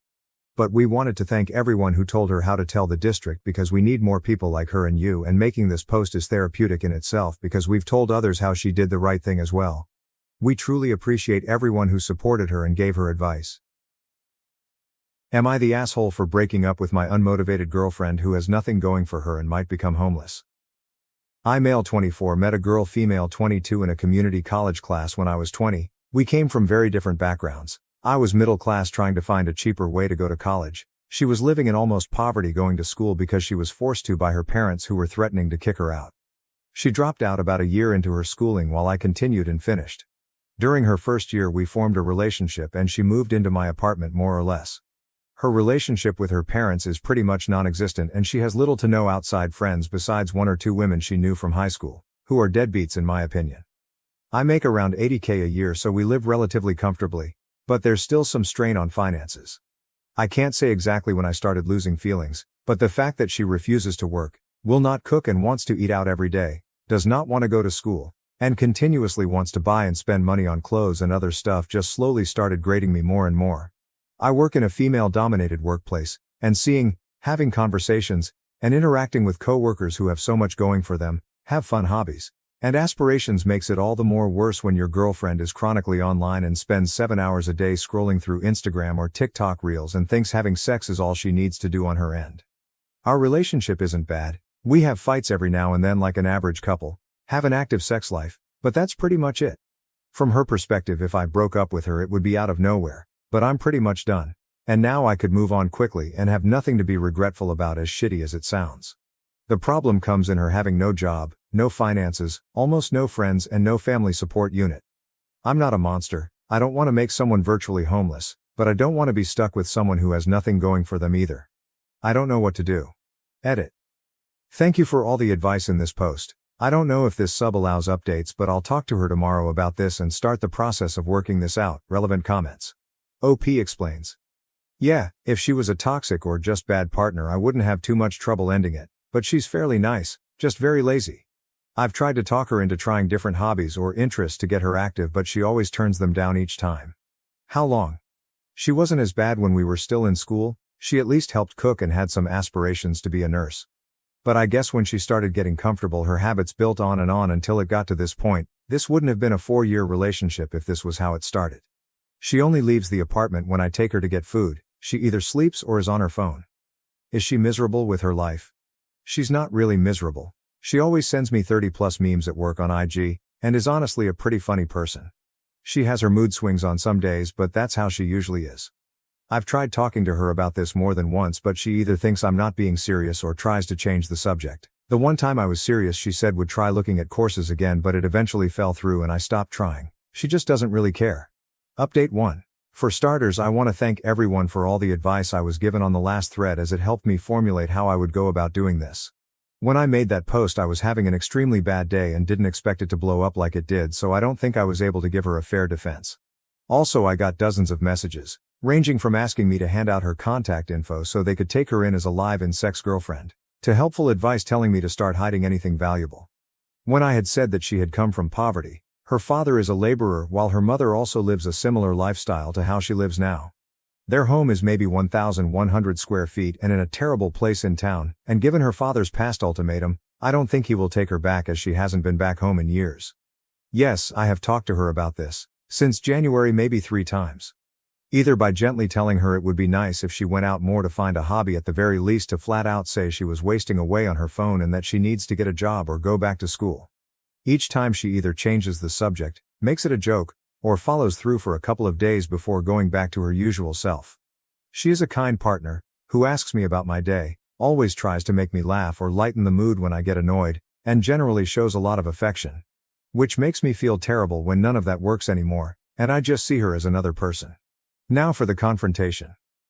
Last night when we were both getting ready for bed, I didn't take my clothes off and instead just stood there telling her we needed to talk. At first she was just smiling and jumping up and down on the bed with her knees thinking I wasn't as serious as I was, but eventually she was able to read the mood. I told her something wasn't feeling right anymore, that I've tried to make this work and be patient with her for the past few years, but I didn't know how much more time I was willing to spend waiting for her to get a job, go back to school, or just get a hobby if anything. I told her that it annoyed and grated me that she just didn't seem to care about herself, and that I hated that she had no goals or aspirations. This was probably the first time in a long time she was as attentive as she's ever been during this conversation. And agreed to whatever I was saying, even also giving suggestions on where she can apply, what courses were starting to interest her, and even said I could look over her as she submitted applications online to make sure she wasn't lying. In her head it seemed like I was still willing to make this work, and a part of me believed this would finally be the moment that she would change. So it made the next part even harder for me and for her.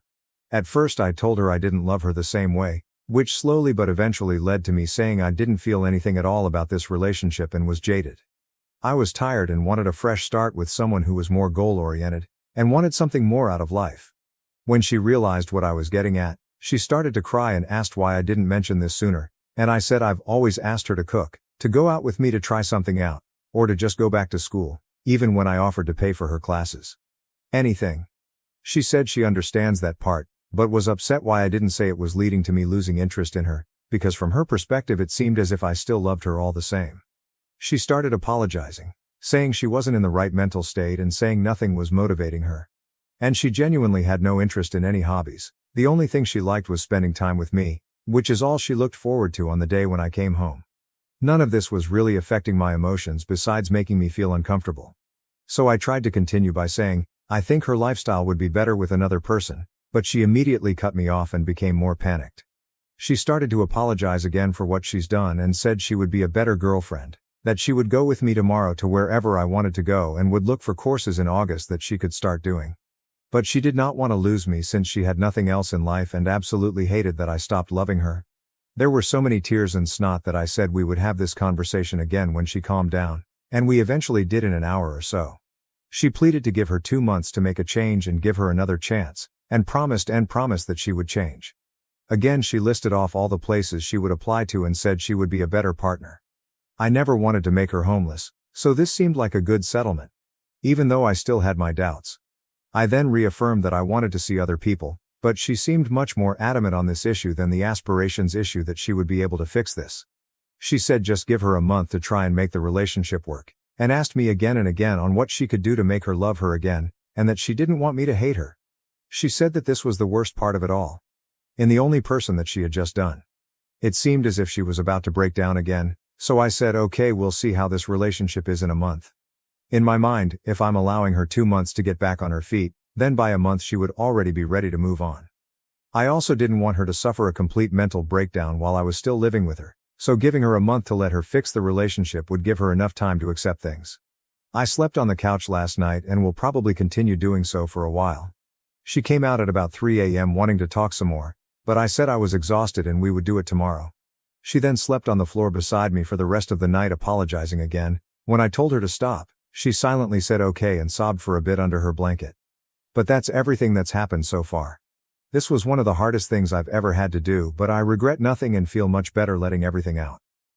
I don't know how this situation will be in 2 months, but I was firm that it was the deadline. This post will probably get buried, so I probably won't do another update since I don't think anyone will care about this in a week or a month, But I will definitely private message those of you who have been helping me through this on how it turns out, or those who just want to be updated. But yeah, thanks. Edit, for all of you who keep asking what my workplace is, I'm a RN.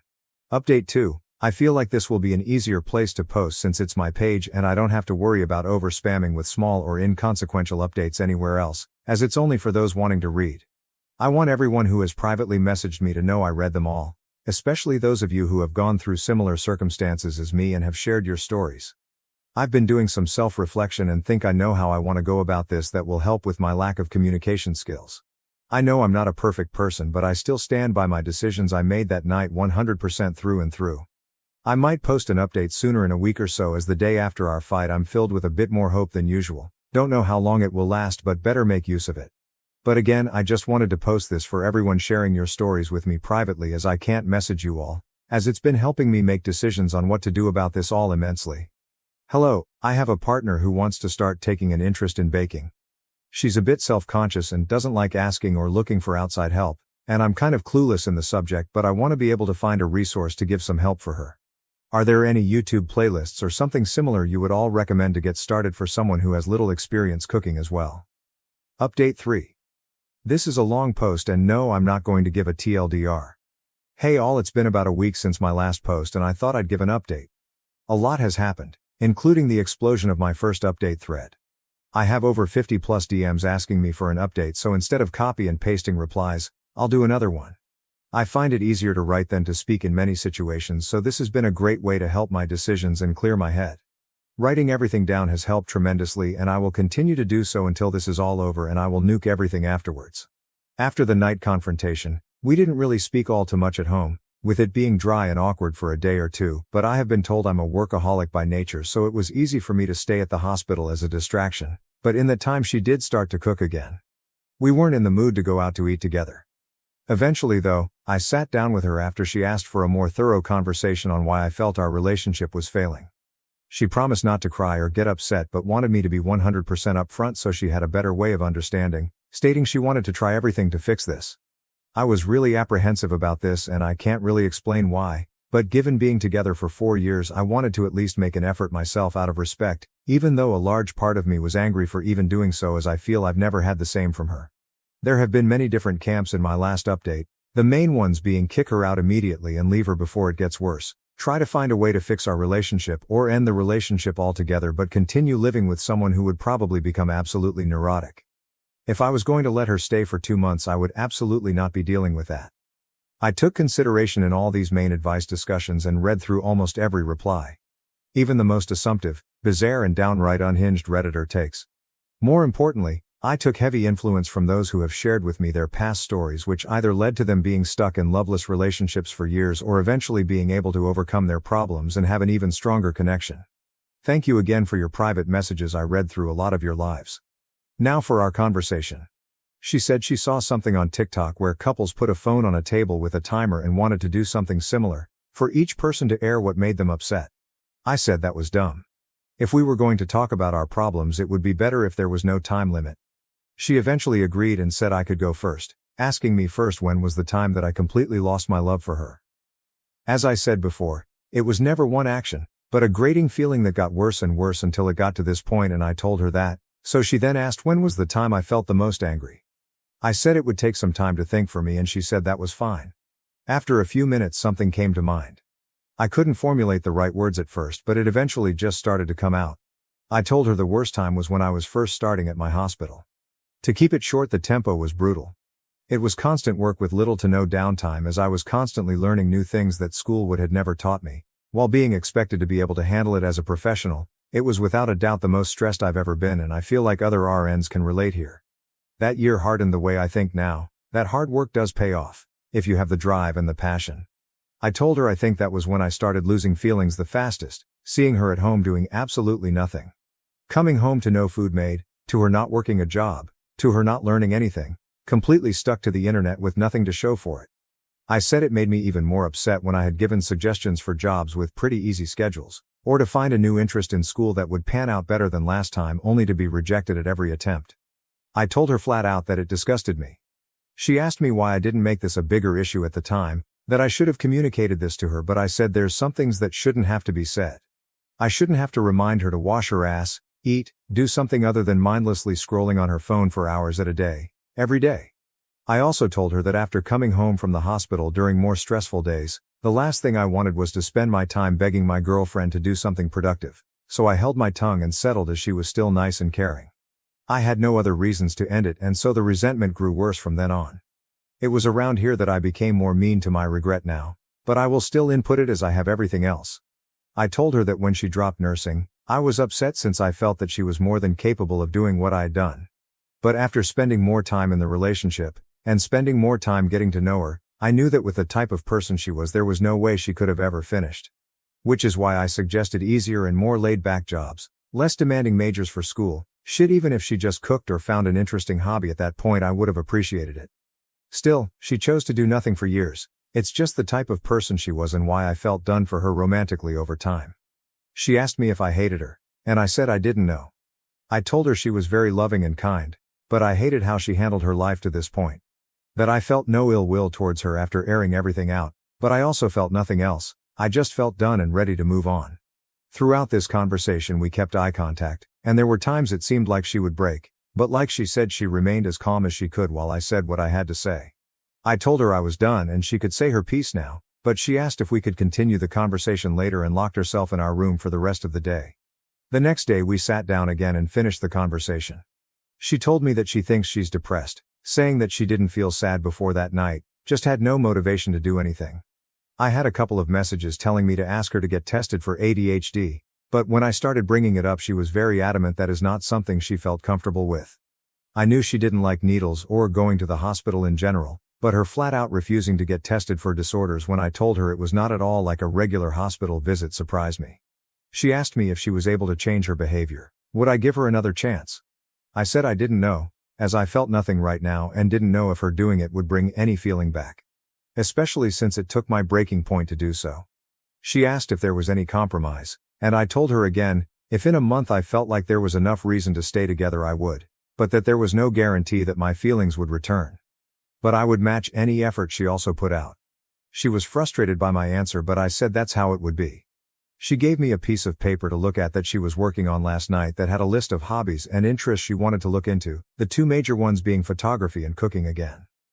She told me that she was looking into these while also showing me her phone, giving proof that she was putting in applications on Indeed and Glassdoor for some entry-level positions that she might get hired in. I told her if she was able to show enough passion or interest in these hobbies that she showed, I would not care about her working, just anything to improve herself. But if she didn't do anything at all, then it would be best to look for a new job to help her if she moves out. I've also been asked in private messages if I have any personal friends to talk to. There's two female coworkers I confide some information in given how many hours we work together at our hospital, and who I completely trust, as in my opinion they are extremely grounded. They both said I would eventually get love bombed and this would all go back to how it once was, and that I needed to stand firm with moving on. They're very helpful friends who have even offered to let me stay over for a few nights, giving the reason that I would fall for her manipulation if I continued being anywhere near her, in their own words. But it didn't feel right since I'm still technically in a relationship, but I said I would consider it if the situation worsened. But again, I find them grounded, so I always try to take their advice to heart. Despite numerous messages from you all privately or openly telling me that this will be a mistake, I want to make the attempt to give this one last try. Though I feel heavily closed and guarded and still feel indifferent with our current situation. But a lot of you have told me this can eventually change with enough work from both parties. I have also taken the advice of those saying to cut off sex, which was my intention from the start anyway, by continuing to sleep in the living room.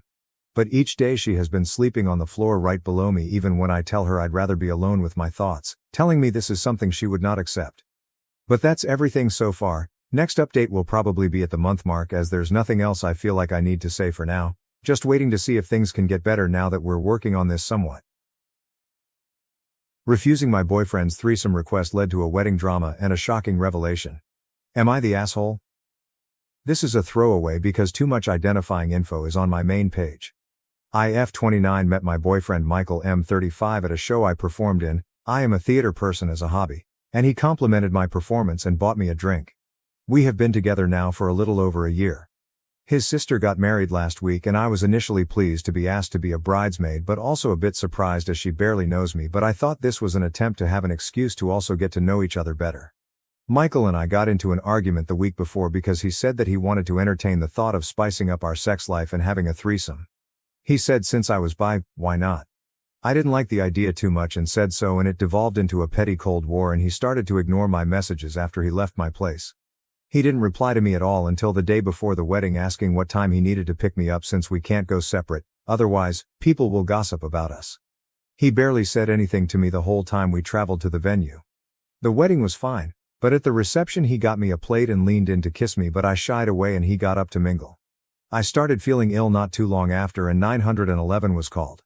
I realized I was having an allergic reaction but had my pen but still had to be carted off by the ambulance, and that's when someone who was looking for Michael said that he had left with some of the other groomsmen to a bar nearby.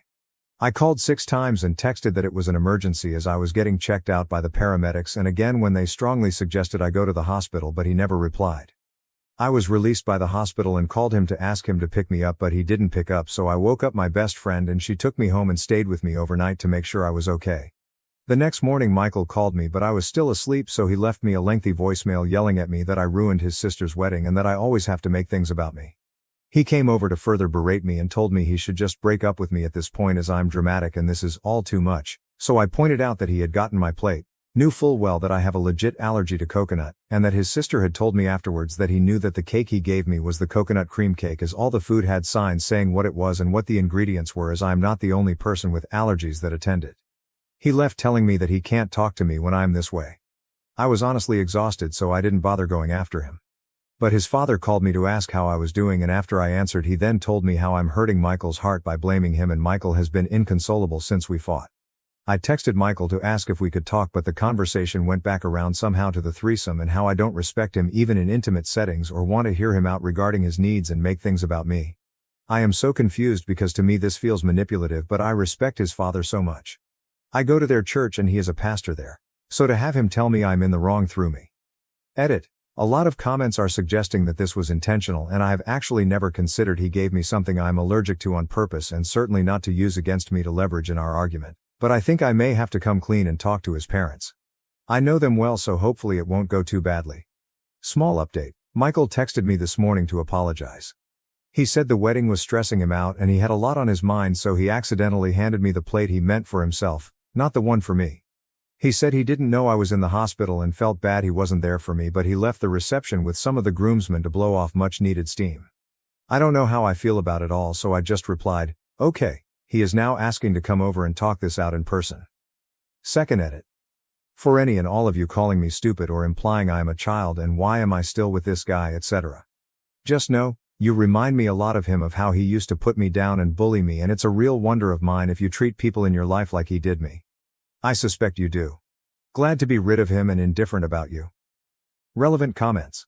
Comment 1. Be honest, have you, now that you are looking back, seen red flags like this? This behavior likely didn't just show up. Have you ever gotten ill after a disagreement with him? Oddly enough, I am sitting with my BFF and she asked me the same question, and yes, actually. Our first real argument that I can remember, I was down with a stomach bug for almost a week and he visited me and made soup. Then the only big argument I can recall outside this one, he wanted to use labels really soon onto us going on some dates and I didn't, and the next morning, I was sick with chest pains and stomach cramps. I don't want to sound dramatic or accusatory, but since people have commented he might have purposefully given me something I'm allergic to, I just don't know anymore. Comment 2. NTA. The two of you are completely incompatible. He wants threesomes. You want to attend wedding receptions without leaving in an ambulance. Okay. When I read this, I was with Bestie and we've been drinking, and the scream I scrumptious laughing so hard nearly killed me more effectively than the coconut LMAO update 1. Well, many of you were right, I should not have met him in person, but I did. He took me out to lunch insisting he pay for it all, and it was incredibly over the top. He had flowers and a written letter of apology, but as some of you messaged me, his apologies dodged the point by way of "if I hurt you," or "that you're feeling X or Y feeling," etc. He quoted some scriptures and said he has repented as his carelessness caused me harm.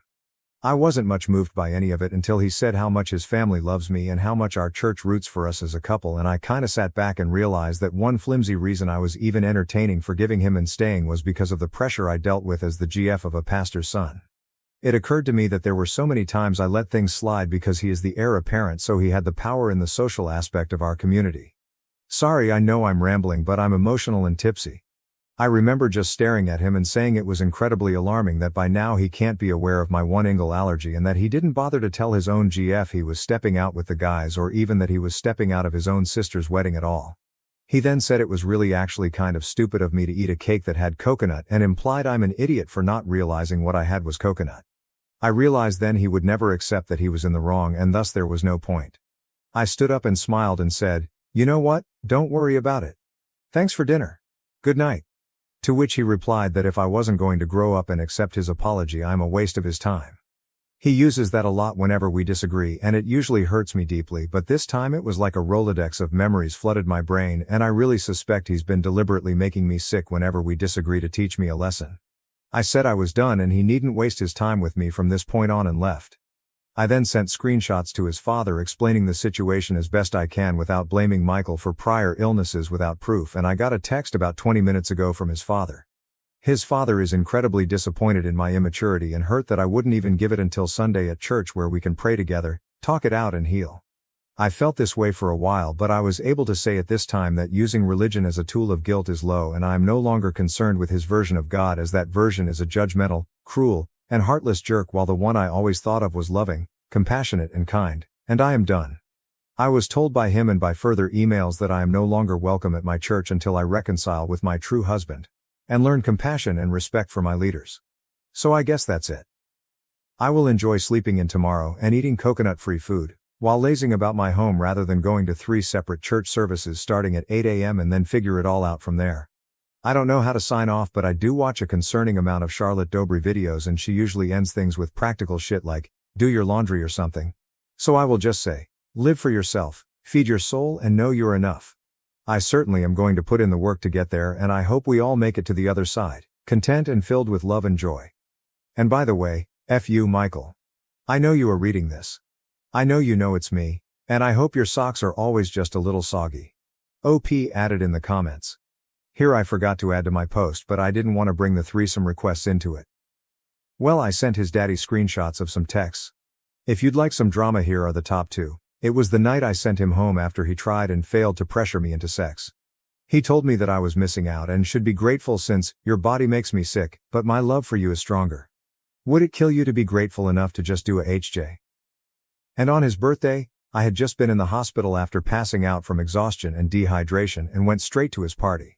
I stayed at his place until everyone left, and I left soon after helping clean all but the kitchen, and he sent, you could have cleaned the kitchen then or stayed over for sex.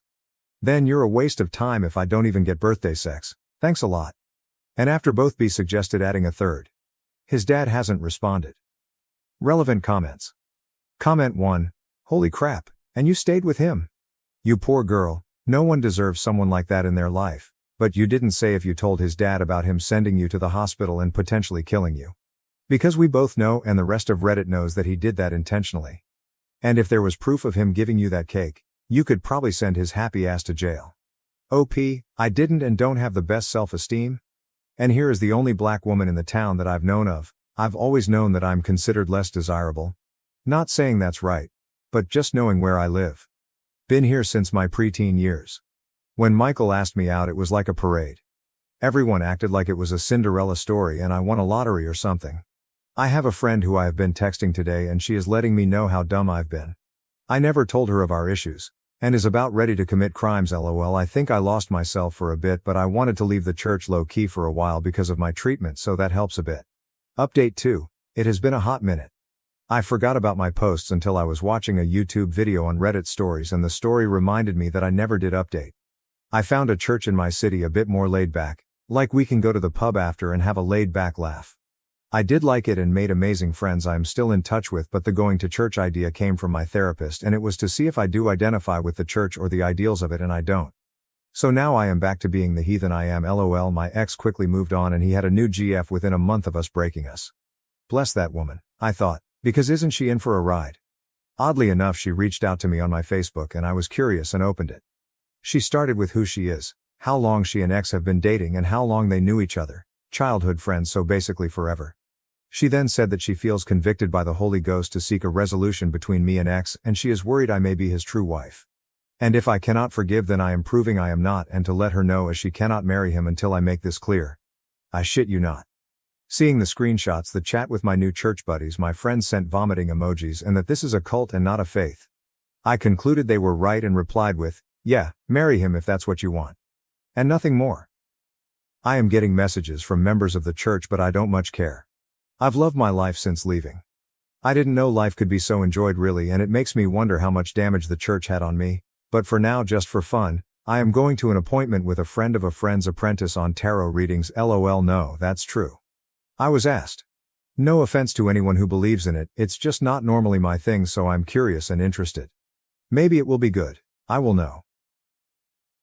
Am I the asshole for flipping out on my fiancé for canceling all the vegan food options from our wedding menu behind my back?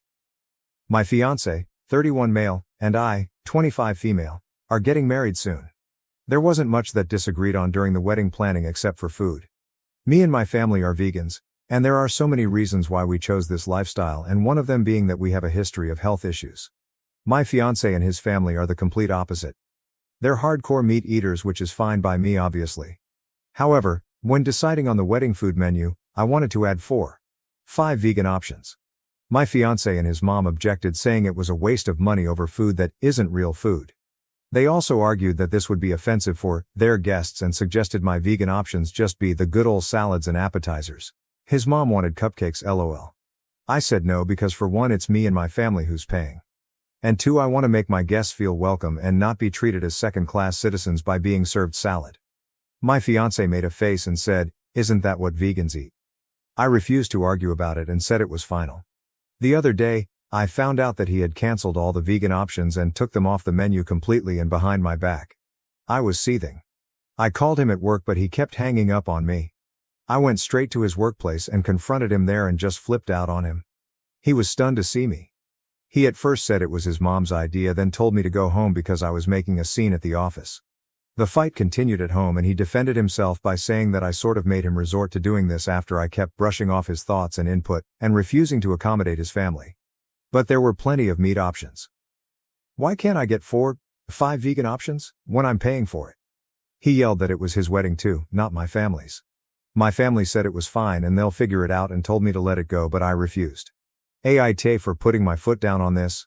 Verdict, not the asshole. Update 1. So his mom messaged me earlier to try to get me to listen to what she had to say after I kept ignoring her phone calls. She spent long walls of text just to address what I did at her son's workplace, calling it all kinds of stuff from immature to unhinged.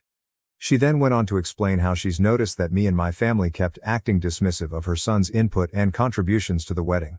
She said that she noticed my behavior towards him and her entire family and wanted to speak up earlier but didn't and tried to keep the peace. She then went on to address the food menu issue and denied her involvement in the cancellation of the vegan option, but that didn't mean she doesn't support her son's decision. Moreover, she thought it was so irresponsible of him to make that move because of my continual refusal to see how this stuff is a waste of money. She also pointed out how I kept saying I paid for it, and said that technically this isn't just my money, it's mine and his because we're getting married. She suggested I wake up and get rid of my money, I paid for it, mentality. She finally mentioned how bad this whole situation is making me look and said that she and her son had already offered a number of compromises that I chose to brush off and decided to make it my weird hill to die on. She said that not only her son is upset but she and the family are as well after hearing about it, and suggested I just agree on their compromise and be done with it. This pissed me off beyond belief. I responded by letting her know that I'm still standing my ground on this even if I'll have to call the whole wedding off because of it, because honestly, this is just ridiculous. It is. My mom and dad, they don't even know what to say anymore.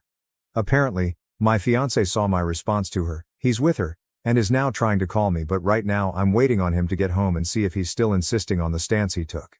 I'll update if there's anything worth adding after we talk. Relevant comments. Comment 1, NTA, are you sure you want to marry this man and his family? They have no respect at all for you and yours. OP, frankly, I have no idea why his mom feels so strongly about getting involved. I only included in wedding planning only because I respect her, but I guess it's like they say, give an inch, and they'll take a mile. Comment 2, info, how many options are there in total? So like 5 non-vegan and 5 vegan, meaning 10 options for meals. Is this a buffet or restaurant reception? Or is this a multi-course menu and so there is essentially one vegan meal with 4, 5 courses? NTA, because he did this behind your back without talking to you. But I'm wondering why he cares what other people eat. Also he's the AH for claiming he doesn't know what vegans eat. You're vegan. He knows you eat more than salad. OP, aside from the vegan we have 6 options with meat. His mom picked one. I'm paying for the whole thing. Comment 3, if you marry him, this is the rest of your life. He'll do whatever his mom says when it comes to your kids and managing your life.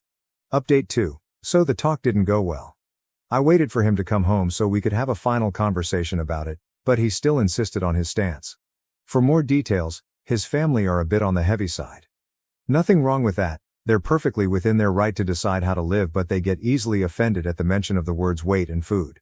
I tried so hard to focus on the issue at hand, but I noticed there was a pattern of this behavior. He said it wasn't true.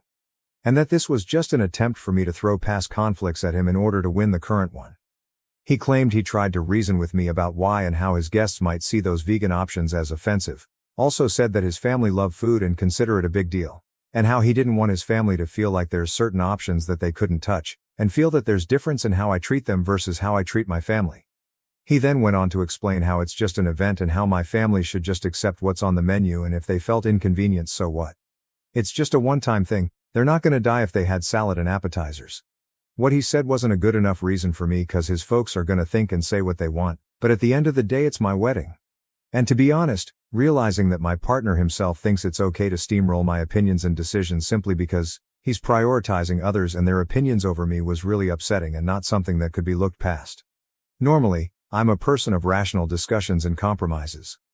I'm all about compromises. I'd compromised on much bigger matters than just food, but like people said ... it quote s not about the food anymore. If it ever was.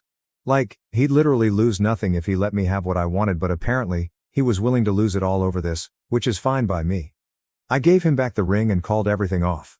I just couldn't envision myself living like this any longer, having to walk on eggshells for his family and letting him basically override my opinions and have the final say no matter what. Marriage is about compromise, and here he has nothing to lose yet chose to do this to me and my family. Mind you, this is my first serious relationship and I didn't know what to expect, but it's safe to say that he and his mom and family did make it feel like I was taking crazy pills on many occasions, so that's that. Last thing he said was that I chose my family over him and ended everything for the sake of keeping him happy. Decision has been made and it's done. Just wanted to give an update to those who wanted it. Thank you so much for your endless stream of advice and support. Relevant comments. Comment 1, good for you.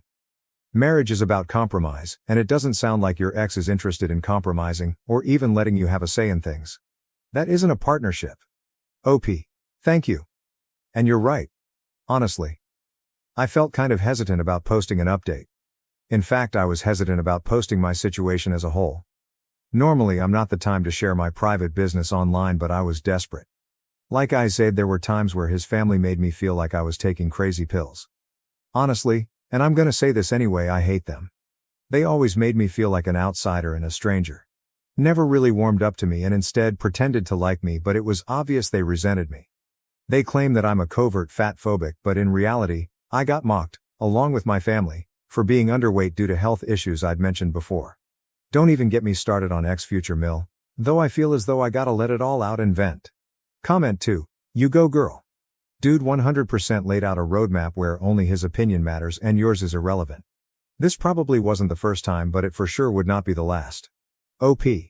Exactly. Like I said, I'd noticed a pattern of this behavior but kept rationalizing it, which was a huge mistake on my part.